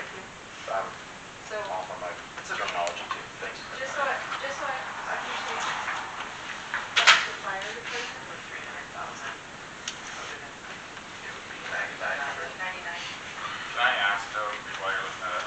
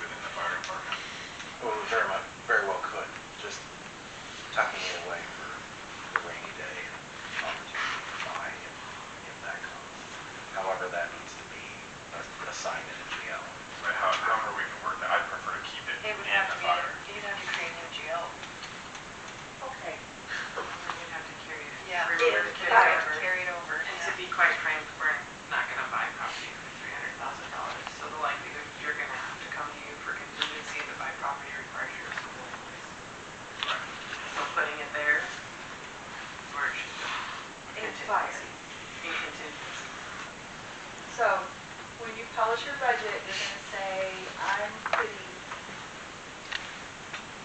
964 plus salary in the fire department. That's what you're telling your citizens. But if you're gonna take 300,000 and move it to contingency with the intent that I might use that in fire, then it's misleading. Yes, I agree. It's not as clean, Yeah, so if the intent is I'm gonna use it in fire, you need to publish it in fire. So I think you need to do with the council members, you have to do a reserve line for if you guys want to keep it in fire then. I mean, do a reserve line in fire. Well, it's just, you know, what the citizens don't want to see, or at least, actually, let me not speak for them. I wouldn't want to see as a citizen a large amount of money sitting in contingency with no plan for it. We pay our taxes to have our infrastructure and our facilities and everything else to be utilized and taken care of. So I just don't want to see a big pile of money sitting in contingency. And like, you can't keep that much money in there anyway, so. Yeah, agreed. Put it in fire. Fire, council. Reserve Okay. or bill fund or whatever you call it. Okay. Thanks, Mark. Mac? I'm going rogue up here, people. Thanks for hearing me out. It's a pleasure speaking to A you. fire reserve line. Yes. Okay, let's run down to Mac. Council, what do you want to do with that one? We received an email from Military Affairs Committee thanking us for the opportunity to speak. After further discussion, we would like to propose the opportunity for partnership, inviting the City of Mount Holly to a top sponsor of MAC of $5,000, which would equate to the MAC being entered into a civic group line unto itself at that value, while we also maintain the ability to hire a military liaison at the budgeted amount. So, if you look at their budget, it's not.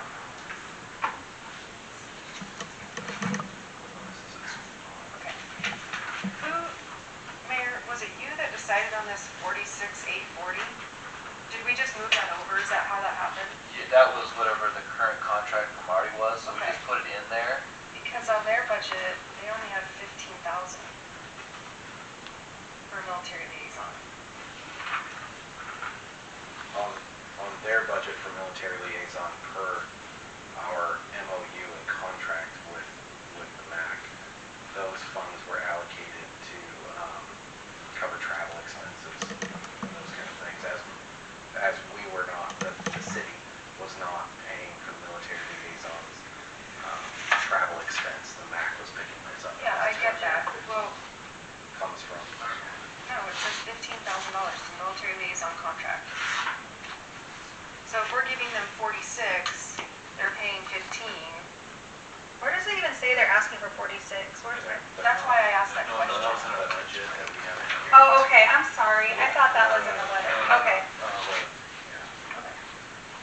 Their ask is for a $5,000 civic group So donation to become a MAC sponsor at the top level.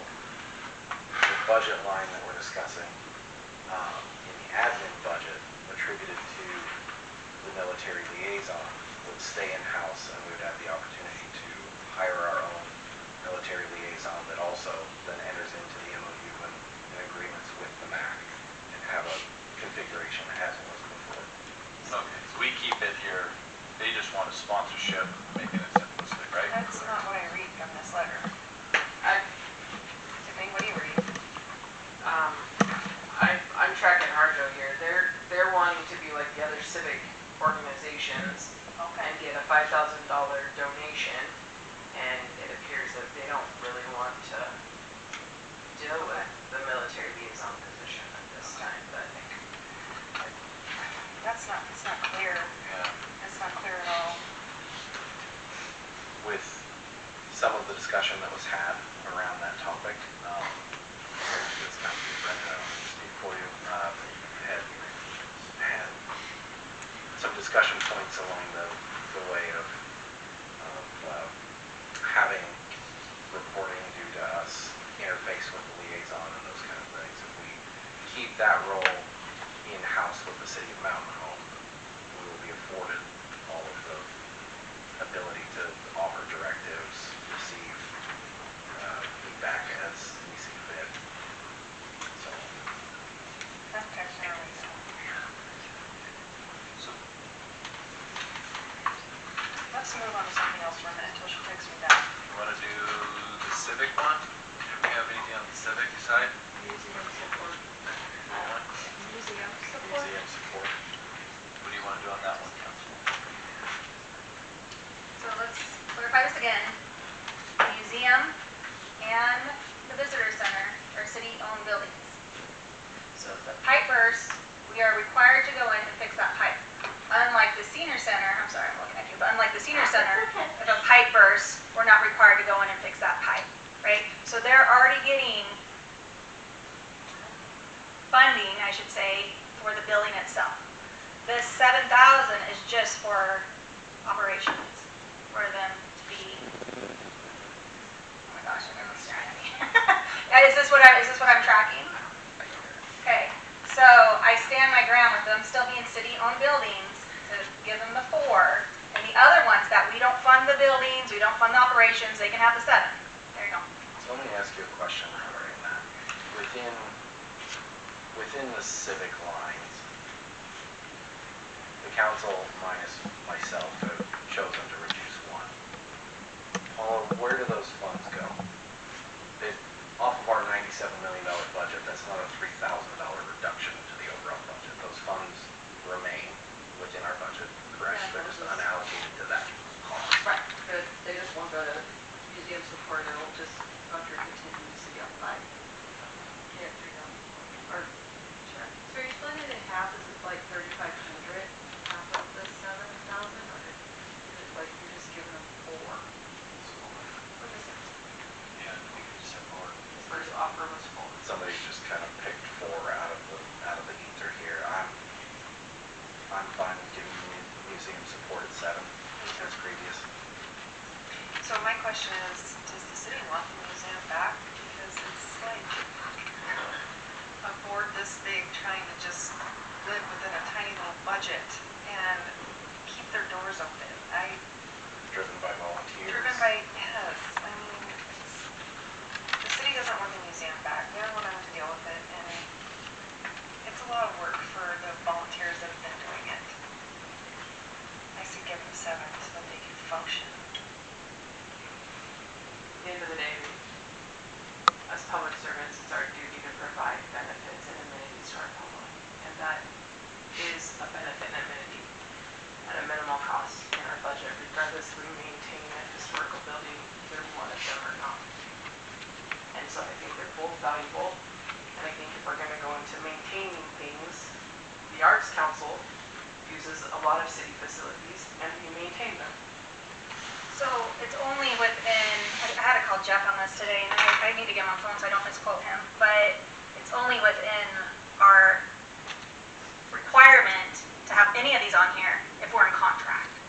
And we decided, or I guess previous council before me has decided to go in contract with all of these. Yeah, you could zero them all today and then not do a contract. Right, so that's, the contract is what's binding. It's not that because they're this group, we have to do this, right? Okay. Yeah, so if you put it as a 0, the agreement doesn't have before you September 1st. However, if you make them 0 and then you award the contract September 1st, you now don't have the funds allocated properly. Sure, I never said 0. I'm just saying, like, Yeah. sake of numbers, 7, 4. So council, I got 2 that say give the 7. What do the other 2 want to do? I'm a little tight on my initial request. Or same.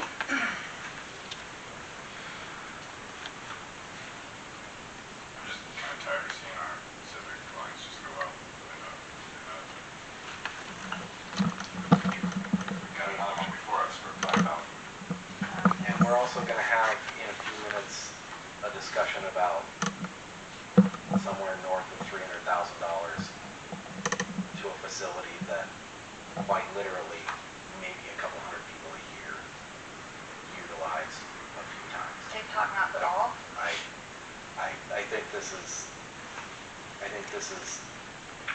frankly, political grandstanding over something to civic groups that's just like wholly unnecessary.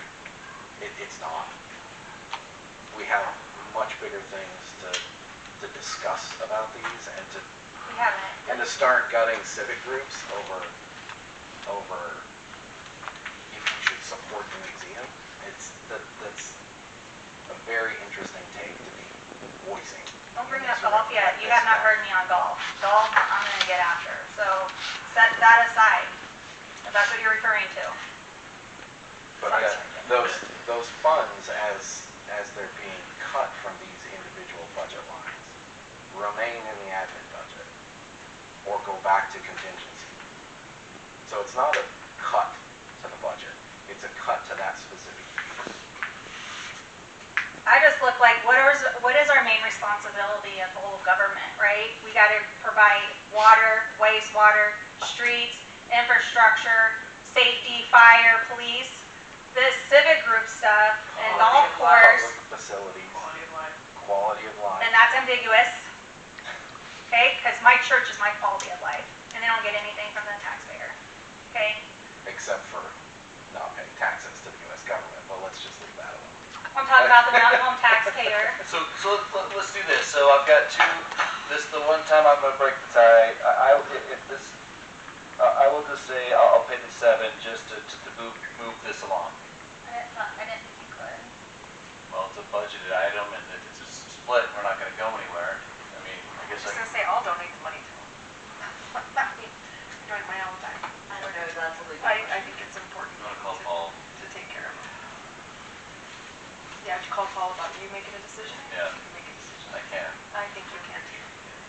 I want to say no. Okay, while you call Paul, I'm gonna clarify things with Connie really quick, just to make sure that we're on the same boat. Maybe we call it a quick reset. Yeah, we'll call it a quick recess. Oh, I'm sorry. Yeah, good.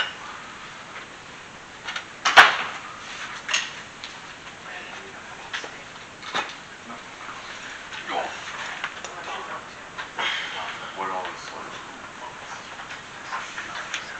My favorite thing of you.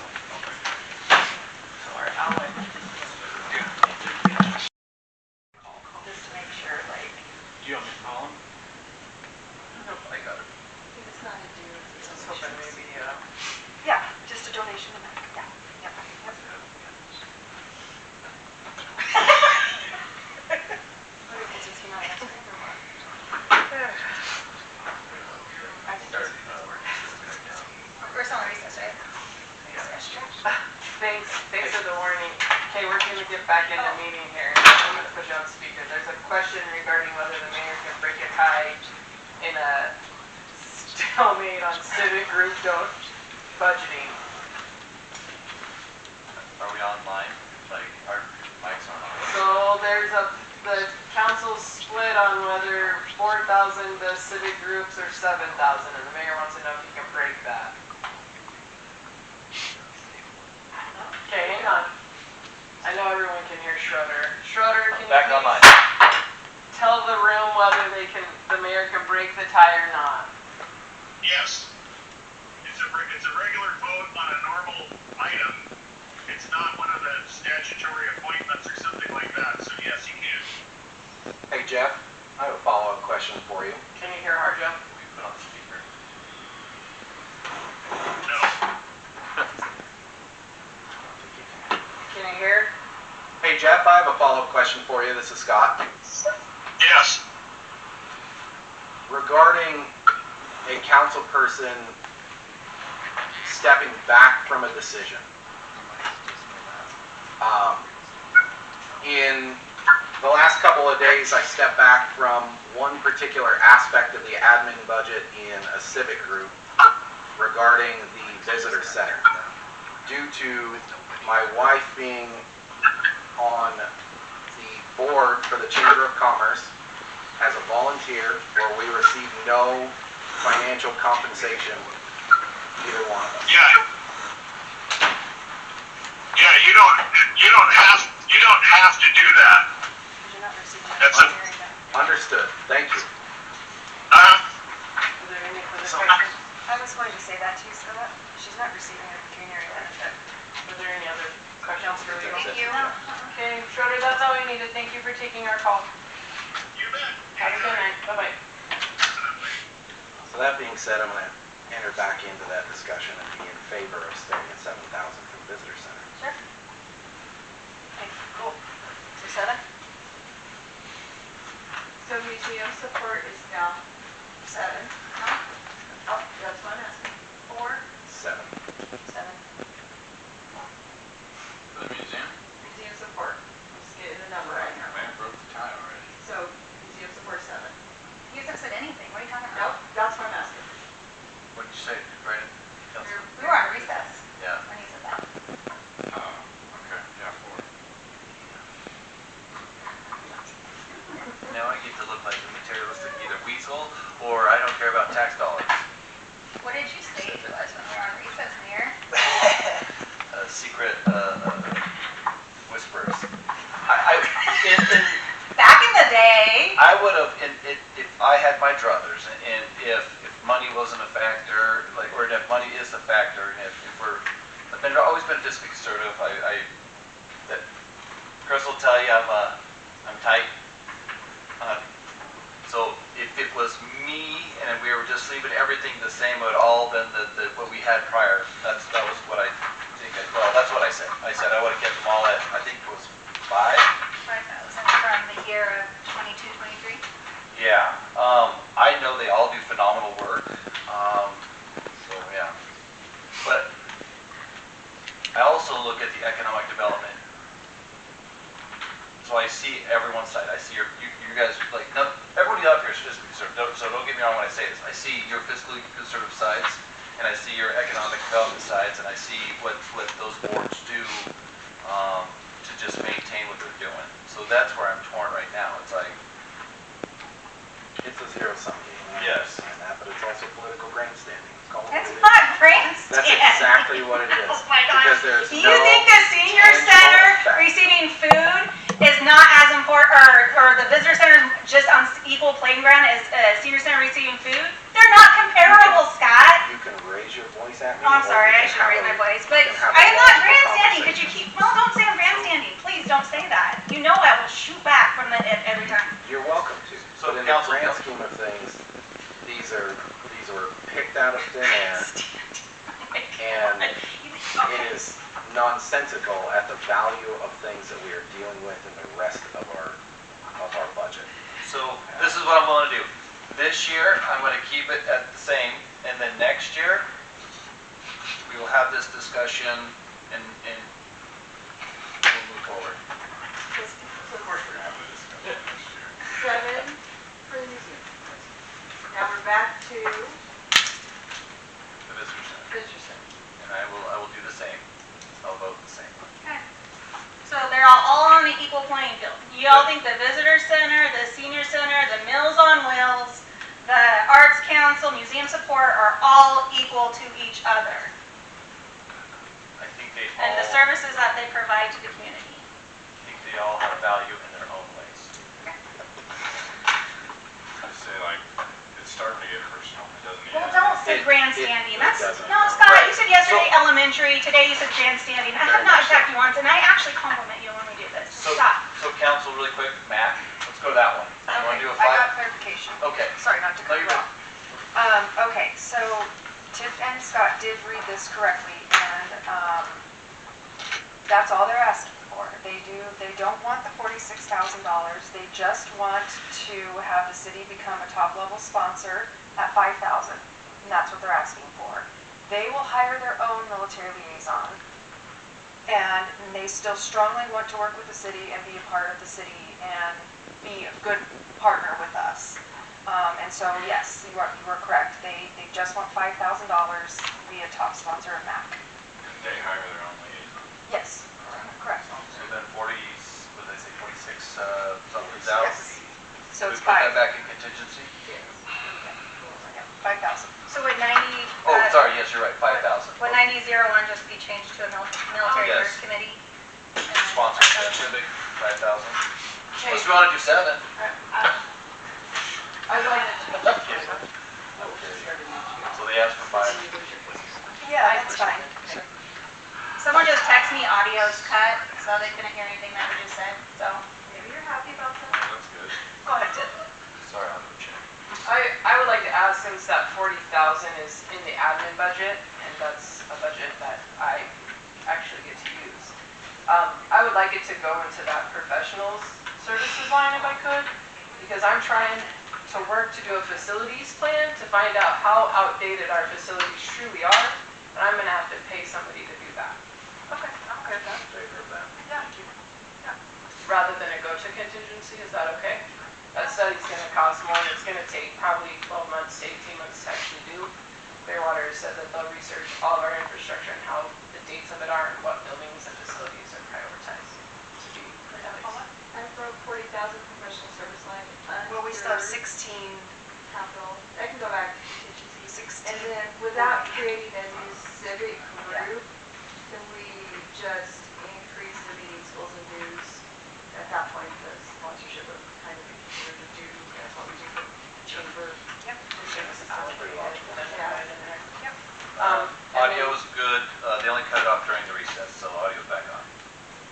So I'm gonna increase that 20, I'll give you the GL number 56-00, is at 26,700, not just official at 5,000. Even it'll encompass the backs requested. So it's 41,840 is what you're gonna increase it by. And then the IT contract, which was the 50,000 reduction that was asked. So we Okay, clarify this. so, because we're taking 5 out of your 46, this is what's moving to TIF's Okay, professional I just did services. 40,000 even, do you want the 41,840? Yeah. All the Drop that documents, you spicy. argue for that 40,000. Paula. I pay her legal fees. $1,080. How about that? Yeah. Like, so then next year, Yeah, because I was like, why does well, it say 4180? I don't want your budget to be off when we look at it, and it's off I know, you're like- $1,600. Well, there's this whole discussion. Whatever makes it a solid number. Okay. Yes, okay, you have the solid number, okay. The last one is follow-up on the IT contract, which was in admin. If that 50,000 can apply the same way, because we won't need that IT money, or put it to software for them. Oh, so you don't want it in IT anymore? It doesn't need to be labeled IT contract, it can go to software. Oh, you like- spoke to Allied. Yeah. Sorry. We'll work with it later on the Yeah, description. I just wanted to follow up, that was a question directed at me, that required a follow-up. Is that 4305? Yeah, well, it'll, so you don't want to like change your account titles, because in like 2 years from now, you're like, why do we pay the IT contract?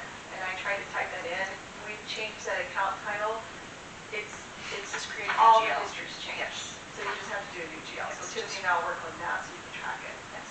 Perfect. That was admin 4305. Yes.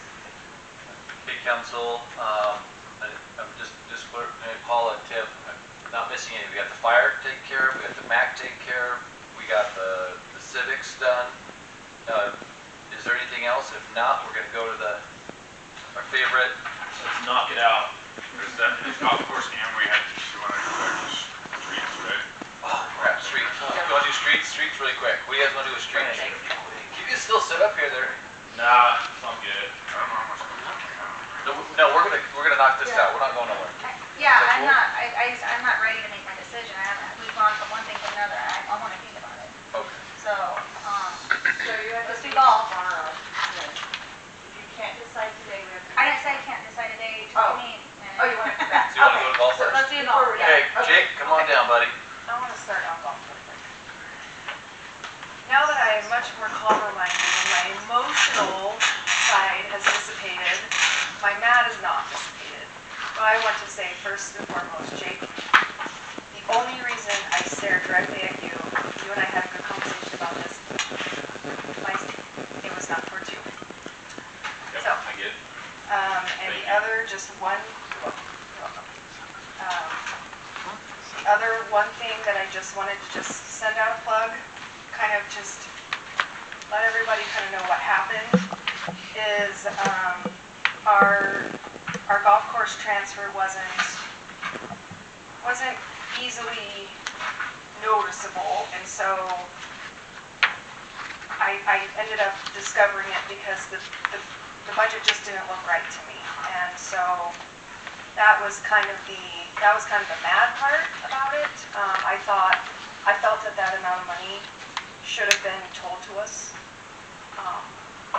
instead of a discovery, which led to my little bit of a tirade yesterday. But Well, I just want to add on to that, and I hear you, and I appreciate what you're saying, but I want to share to you how it comes across to me and possibly staff, and I don't intend it to be necessarily mean or unkind, but those type of comments from the council come across as if you're hiding numbers, and I'm not that's what doing it felt that. like. I just want to say, Saying it right I now. want to be clear that the accusation is false. All the financial data presented is accurate, complete, and shared with accuracy per our standards. You guys got those books on July 1st. You can ask any question you want between now and then. I take transparency seriously. I'm happy to provide documentation. I can walk through the numbers again if needed. But I just want to let you know, I want to set the record straight. It wasn't hidden. It's there. It's actually super visible, because nothing else is in that column, and it lines up left to right. So it's not hidden. And I think, Why wasn't it in the, so you could see it. It's always been enough. Yeah, it's so you could see it. If it was hidden, you but would. none of the other transfers, like, There aren't any other transfers that the council has to approve. Okay, let's just, this is not a conversation that, I just wanted to just say, first, sorry to Jake. Yeah, It and was I not wanted to set the record too straight cheap. that it wasn't hidden. Okay, council, what do you want to do? Jake and I had a great conversation earlier this afternoon, kind of summarizing some of the factors that we're going to shift, or would desire to shift, maybe I should rephrase, to future years, so Jake can get the pump equipment necessary to maintain the golf course. Because without the pumps, that golf course is going to die, and that is the facility, or the greens. Jake, you gave us a list yesterday of the equipment from the 9900 line, and the 9920 line that you're willing to shift to future years in order to achieve a little bit of balance here to afford the pumps. Yeah, after talking to you, I also added the utility vehicle that was in there. I didn't have that the first time, that's 16.5. And then I added the equipment inventory. So you're taking out all your, everything to get us. Taking out everything but the restaurant equipment and the HVAC interior repairs.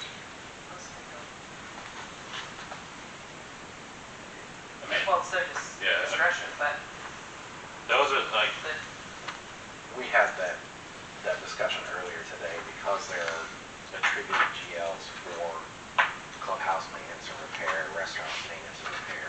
One of those lines, oh gosh, I should placeholder on it here. Restaurant repairs 3850, bumps up by 5,000, and the intent with that was to deal with the hood and possibly, no, it was the cooktop. It was the cooktop, yeah, Cooktop that is 14 years old, or however old it is now, that they're experiencing issues with.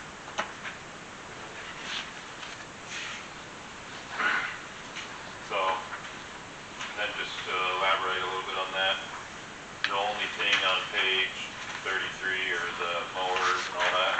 The only thing that I was going to keep in there was just that fairway and greens mower, because that's coming off lease this year. And so we just keep those in there so I can keep those going. That'll be good enough for the next year. So I'll take the rest of those off and move it over so we can get them. what will that number come down to then? With my math, I got it at 250. I don't know what it'll come down to, but what I moved over is 256,000. 256,000 is what I came up with. That's your pump replacement and everything. No, that's the money that I saved. So counting what Tiffany gave you yesterday, And then I added the equipment inventory, the utility vehicle, and then the greens mower. So, and that came up with $256,019. Clubhouse siding stays as well.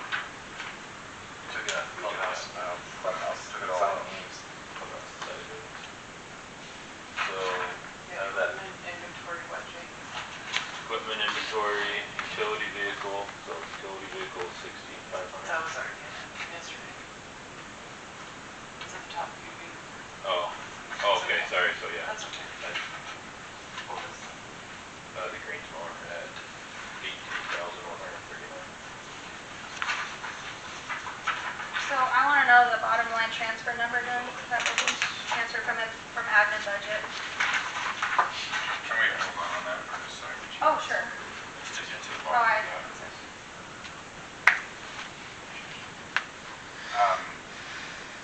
Jake, in my visit with you, you'd be very gracious giving stuff up and making other big decisions, but the mechanic equipment storage facility was because you have a bunch of high dollar equipment that's not under cover, right?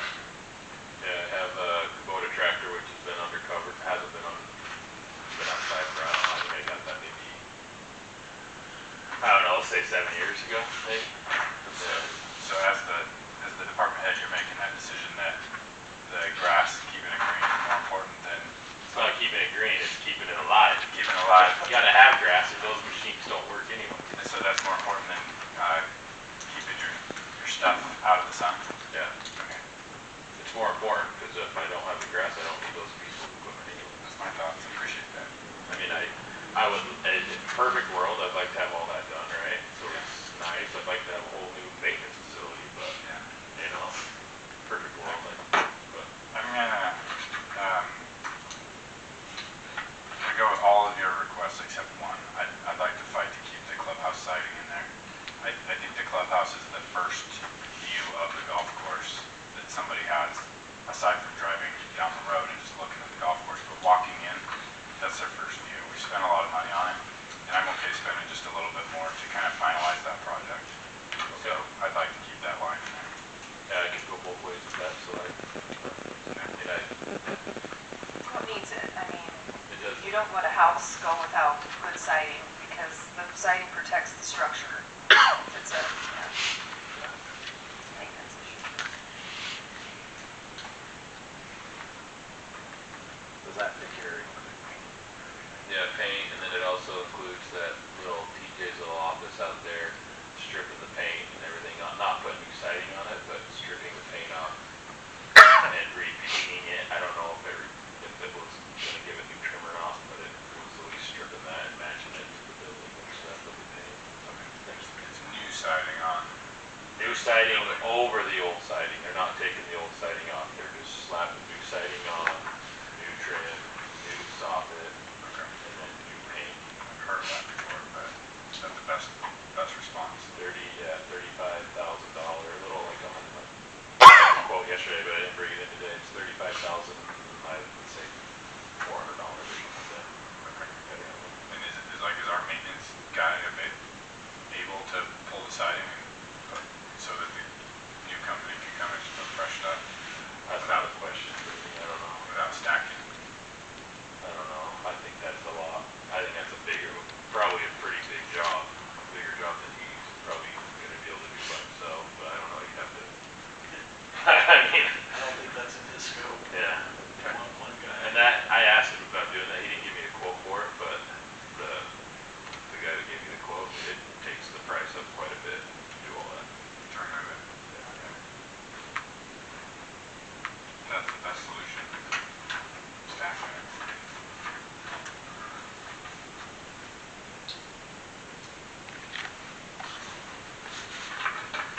From my perspective, I think that solves the pump issue for this year.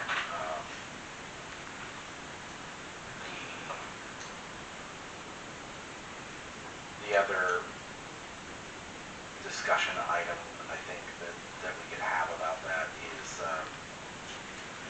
the golf course revenue. I know that, well, as the mayor, you guys had a little bit of figures that reflected the actuals, the current. We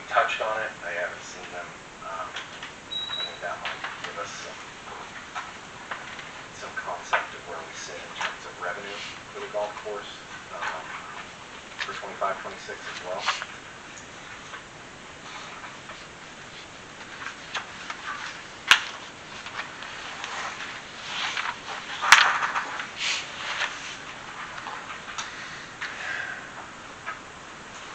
So council, and I'm confused now. So we've cut all the stuff that Jake said I can get rid of because I want the pumps, right? Okay, so what does that give us? The balance transfer that says 5,000. So it's gonna be the same because we're putting in 250,000 into, so we're just shuffling it. We're just shuffling money internally.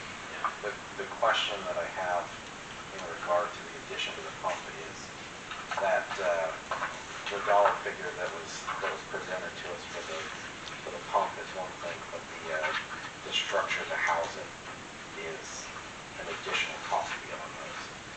Jake and I had a discussion that in facilities similar to ours, that they're essentially buying tough shed and setting it over the top, and either making the roof movable or hingeable, or crank the whole thing out of the way if they need access to So I contacted the pump guy because that's a pump in Heber, Utah, and they said when they work with Tough Shed, they'll come out, they'll spec that to exactly what we need. So they put the latch on top for the roof to be able to pull the motors if you need to or whatever and stuff. So Did he give you a? he said that was 20 grand, but that was like he said that was quite a few years ago. And that's the size you need? It's probably pretty close. That's probably bigger. Okay. Because that's a pretty big golf course. In the floodplain, or floodway, whatever it's called, I know there's floodplain, floodway over there, doesn't it have to be a metal facility? If it's in the flood, it will. Yeah. So that might Was that why the range, yeah. the range ball machine? It runs right there close to the pump. There's actually a stake. I'm not exactly, it just came out. So we'll have to ask Hank tomorrow where that sits. How much Real is, close. how much is that? A Tough Shed? Mhm. I just got a quote on it. That was about 20 grand, so I'm guessing that was probably 5 or 6 years ago, so maybe it's 30 now. I don't know. And that's not, of course, this is all new, so that's not factored into That's this. not factored. So that transfer number would go up another 30,000? I guess, yeah. That's totally there. Right, okay. So the pump is 199. There's 216 left after we took the 40 out of the 256 for the clubhouse. There's 216 left out of what I took out. And I also would like to discuss the projected numbers for 25, 26. I just don't, I think they're high. I don't think we're gonna make those projections. Specifically, the Greensby's at 275.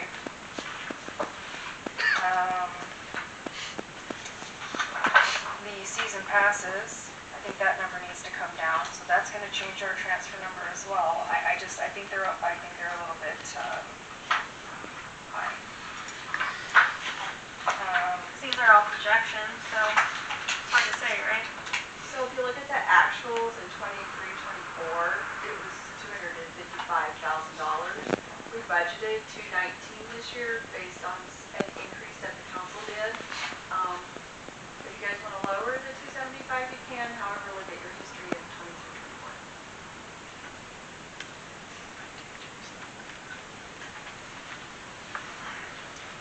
But, and I agree with that, but looking at our year-to-date actual, we're only at 158,000.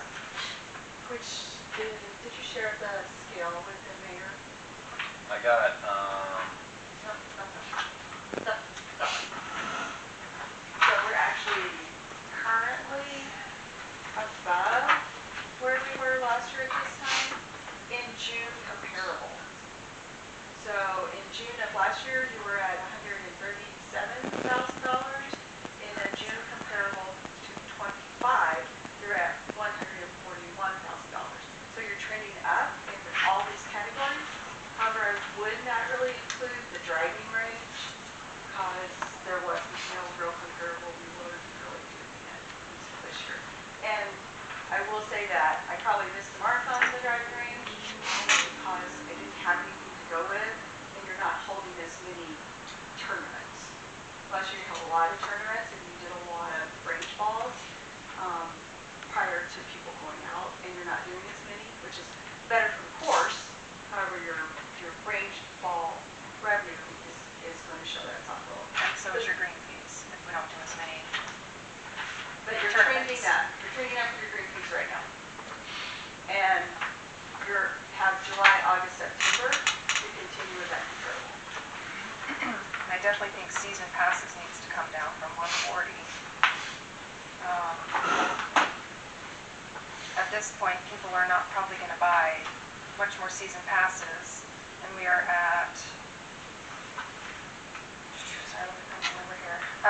We sold $82,000 and we had 140 budgeted. I just want to make sure that our revenues are going to not be off the charts, because it's just going to affect the budget. That's quite a bit of a difference there. I agree. So I just want to point out, golf course bringing in without salary 1.2 million, which includes a transfer from the city hall budget, administrative budget. Now if it goes up another 30,000, 552,000. That's more than we've ever transferred over before. So I'm concerned about that again when I made my statement on our role as a city and what we should provide. A lot of that increases from the capital outlay. So like, Right. if we don't give anything new, no pumps. No, they transferred that around in there, and so this is still the same. Well, no, if you take out all that money, then the transfer amount goes down similar to what it was last year, of that massive increase. So it's increasing so much because of the giant capital outlay request. But he just transferred that to the pump, so that's not. That's what Councilman Brennan saying, to remove the pump, that would be, you would reduce Oh, but to 239,000. right, but we weren't talking to him. No, but that's what he's saying, if you Oh, reduce all of the capital outlay, am I correct? Yeah, that- all of it, if it's all Oh, gone, gotcha. then your transfer is about the same as it was last It year. would be 283. Which is less, right? Okay, just a little more, I think. It's more. 283,308. Does that include salaries? No. No, I just reduced his capital outlay items. Right. So from it's that. still, it's not going to be 283 because we still have salaries to account for. It will include salaries? Yeah. Nothing has included salaries. No, but for the golf course transfer, I have to include the salary so that the administrative budget knows what it needs. Everything says without salary on here though. And I need to know, do you guys want the revenue reduced? Because I could do that, it just increased your transfer. Do you want to go with the 240 on the green fees? Since we're projecting some of these things, remind me what time of year we deliberate efficiency meetings and so on. I think last year we talked about it for nearly 6 months. So, Prior to that, yeah, typically they came about the end of November, 1st of December. And then they went with the January 1st price. in order to meet the revenue needs, we could always project to raise the cost of a rounding call to meet that. That's how business works. Keeping your revenue in mind when making those decisions, that is a possibility that we could do to meet the need and remain static on our current numbers. So if we took all capital outlay out, would you say that the increase then would be for salaries? Like we took it all out? Well, I don't think your salaries increase Did it increase that much? $200,000. You're not bringing in enough revenue. Right.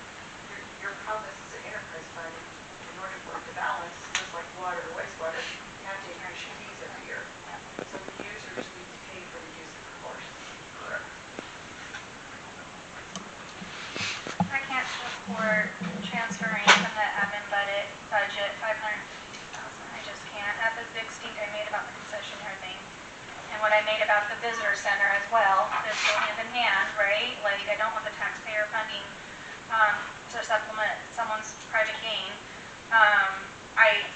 This is a huge, right? Those are small potatoes compared to this, over $500,000 coming from the admin budget. So I can't. I won't do that. Do you have a solution in mind? No, guys, this has been intense. Can we meet tomorrow? I need to research that street thing. We haven't noticed for tomorrow. Can we meet next week? Because I really want to do the research on it. It sounds very awesome. Like, I want to be on board with it, but the chunk of money is a lot, so I want to do my due diligence on that one.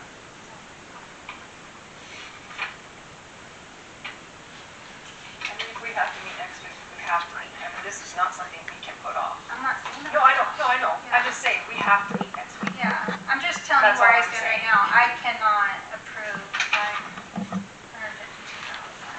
I'm just gonna say, well, you guys do what you want, Yeah.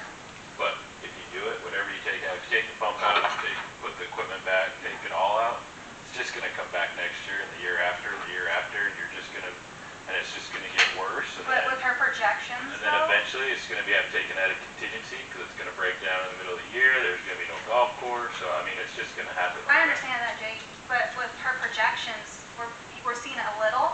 In another year, we'll maybe see it a lot, right? Those projections to me aren't telling me, same thing with LED 1. I want a year for it to be successful before I can actually say, hey, let's move on to the next project. So, Jake, I know this is your baby, and I really respect you and everything you do. You're amazing at what you do, but money-wise, I gotta look at this, and I'd be happy to talk with you too, Jake. No, that's fine, After. no, you're fine. And let me just add on to that, and TJ has spoken several times in the council meetings, and he says, at some point, the number of users that go to the golf course caps out. And you're probably capped out right now. We're had a lot of political things that happened out there, and so those are your number of users. So unless you increase the cost to use it, you're not going to capture probably any additional. These are all things I want to think about. Okay. Just Okay. keep that in mind. Really quick too, I forgot runoff. What do you guys want to do with that one? You want to bump that into your election line? I forgot to put that one, sorry Tiff. So I guess I just need a little bit of dialogue. We have elections coming and we have ordinances being changed and it don't get changed during election times. So, and it needs to be captured, this one and the following one, because you can't, like, so let's talk salaries for instance. If you want to increase your salary, that takes effect January 2027, that has to be, or 26, it has to be declared now as we move into the election season. And the same has to pertain to 2027, because I can't make adjustments to ordinances outside of an election. So we need those numbers, and the reason it is being discussed, and I know it's not comfortable for you all, is because in the past it hasn't been discussed in these settings, and then it gets changed in September when we read the ordinance, and then our budgets are not accurate and don't reflect properly. So for transparency, it's now in front of you to make the big decision. Historically in the past, you got the same increase as employees. We just factored whatever that 2.5 or 5% cost of living into it. And then the election on a runoff. If you're going to amend the ordinance to no longer do runoffs because of the escalated cost in runoffs, we need to amend that ordinance during the election season as well. So I need to know those two things. If there's things you want to do, the money is more important now to get into the budget, whether you're going to vote or not, and they will come back to you as action items on a later agenda, meeting the time frame of state statute. Does that make sense? And so we'll need that when we have a meeting, if we do a meeting next week. I'm the only one that said that. I wanted it. I didn't know. I would just need to know to get your agenda on, and I'm out of the office on Monday. So if you have it Monday, you will not see me here. Tiffany, if I'm reading the ordinance you provided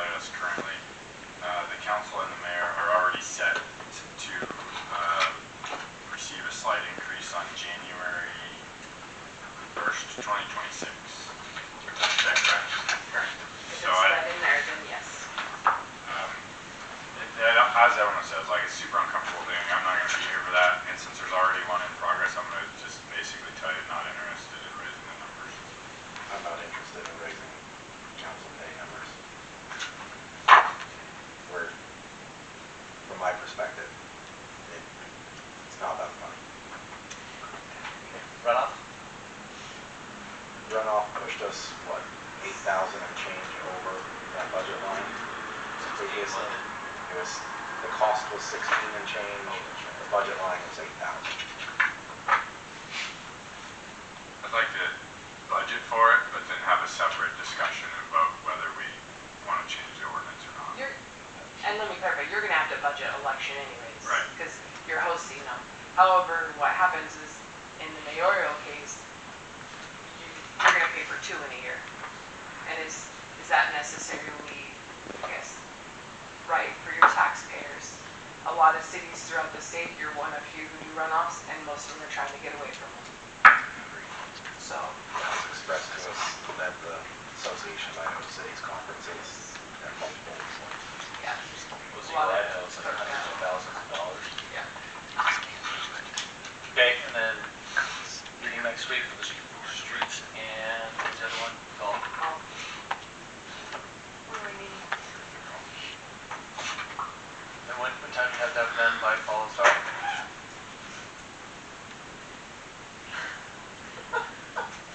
If you guys can, well, Paula, you have everything up to, except for those, right? So you can make all your changes except for those 2 things. These are the changes. These are all the changes. No, that's what I'm saying, it's First publication again? there's a lot, but I'm just saying. Oh, shoot. I think it's in I gotta get to August. my notes here. There's numbers. Yeah. August 13th. We gotta have it balanced into paper. But, I mean, like, as you can see, people make mistakes, so it's gonna take me a minute to get it balanced. Yeah. So I don't wanna say, oh, you have till next Friday, because that's like, for me, We'd like a to- lifetime. Give you comfortable time to Yeah. manage. You want at least a week to balance it. Yeah, I need to be able to get it in there and check it. Do you guys want to do it before the council meeting on Tuesday? I just need to put it as part of the council meeting. Yeah. Like, it's 2 real short items now, so. Under new business. Yeah. Oh, so just include it in the agenda for the council meeting? Okay. There you go. Put it on the agenda as discussion for I'll just do budget. Dave, will you come back again? Meeting? No, it's a waste of my time. Okay. I mean, it's for what? To get told the same thing? Like, I'm being serious, right? It's my job to come and tell you guys what I need, just like every other department head.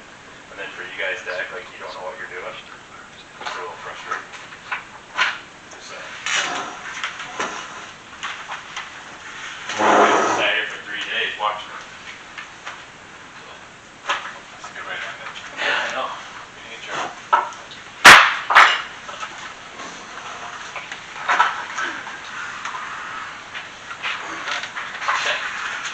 I talked to all of you guys on the phone about it. Becky and Harjo, and you came to the office there.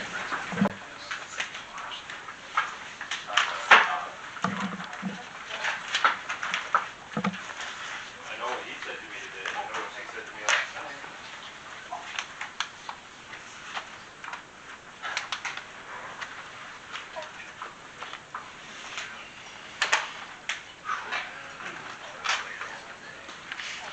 I just wish we would have just.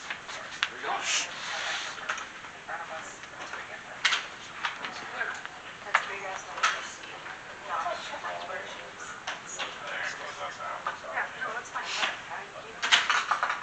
should have been told that that was told that. Or we just guessed here, so that's what this was. Fairness, so the statement that we were trying to hide or keep. I didn't say anybody was trying to hide it. I In fact, I didn't say anything like that. I didn't say anything like that. I just mean like, Nor if did that's. I insinuate that yesterday. Not, and I did not. I did not. And if I could have taken Jake and put Jake right here, and I sat right there and I And stared you at the said mayor in that. the face, I would have said it to the mayor directly. And you said that. I just That wanted number to be clear should have that been brought to us and said, hey, where hide came from, I'm telling you right now. I did not hide or maliciously deceive that. well, you know what, there was was a comment made by her to me last night that made it to that, so.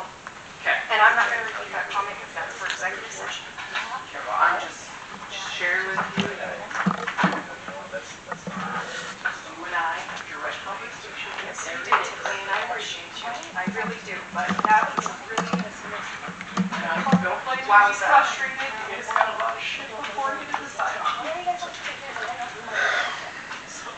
Decker? I'm not in the museum.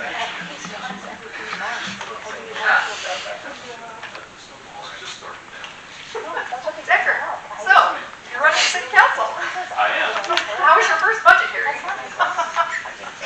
have a hole in my thinking. I wanted to get into these conversations desperately. I didn't wear my watch today because it won't stop telling me that I have an abnormal heart rate. I Did we have a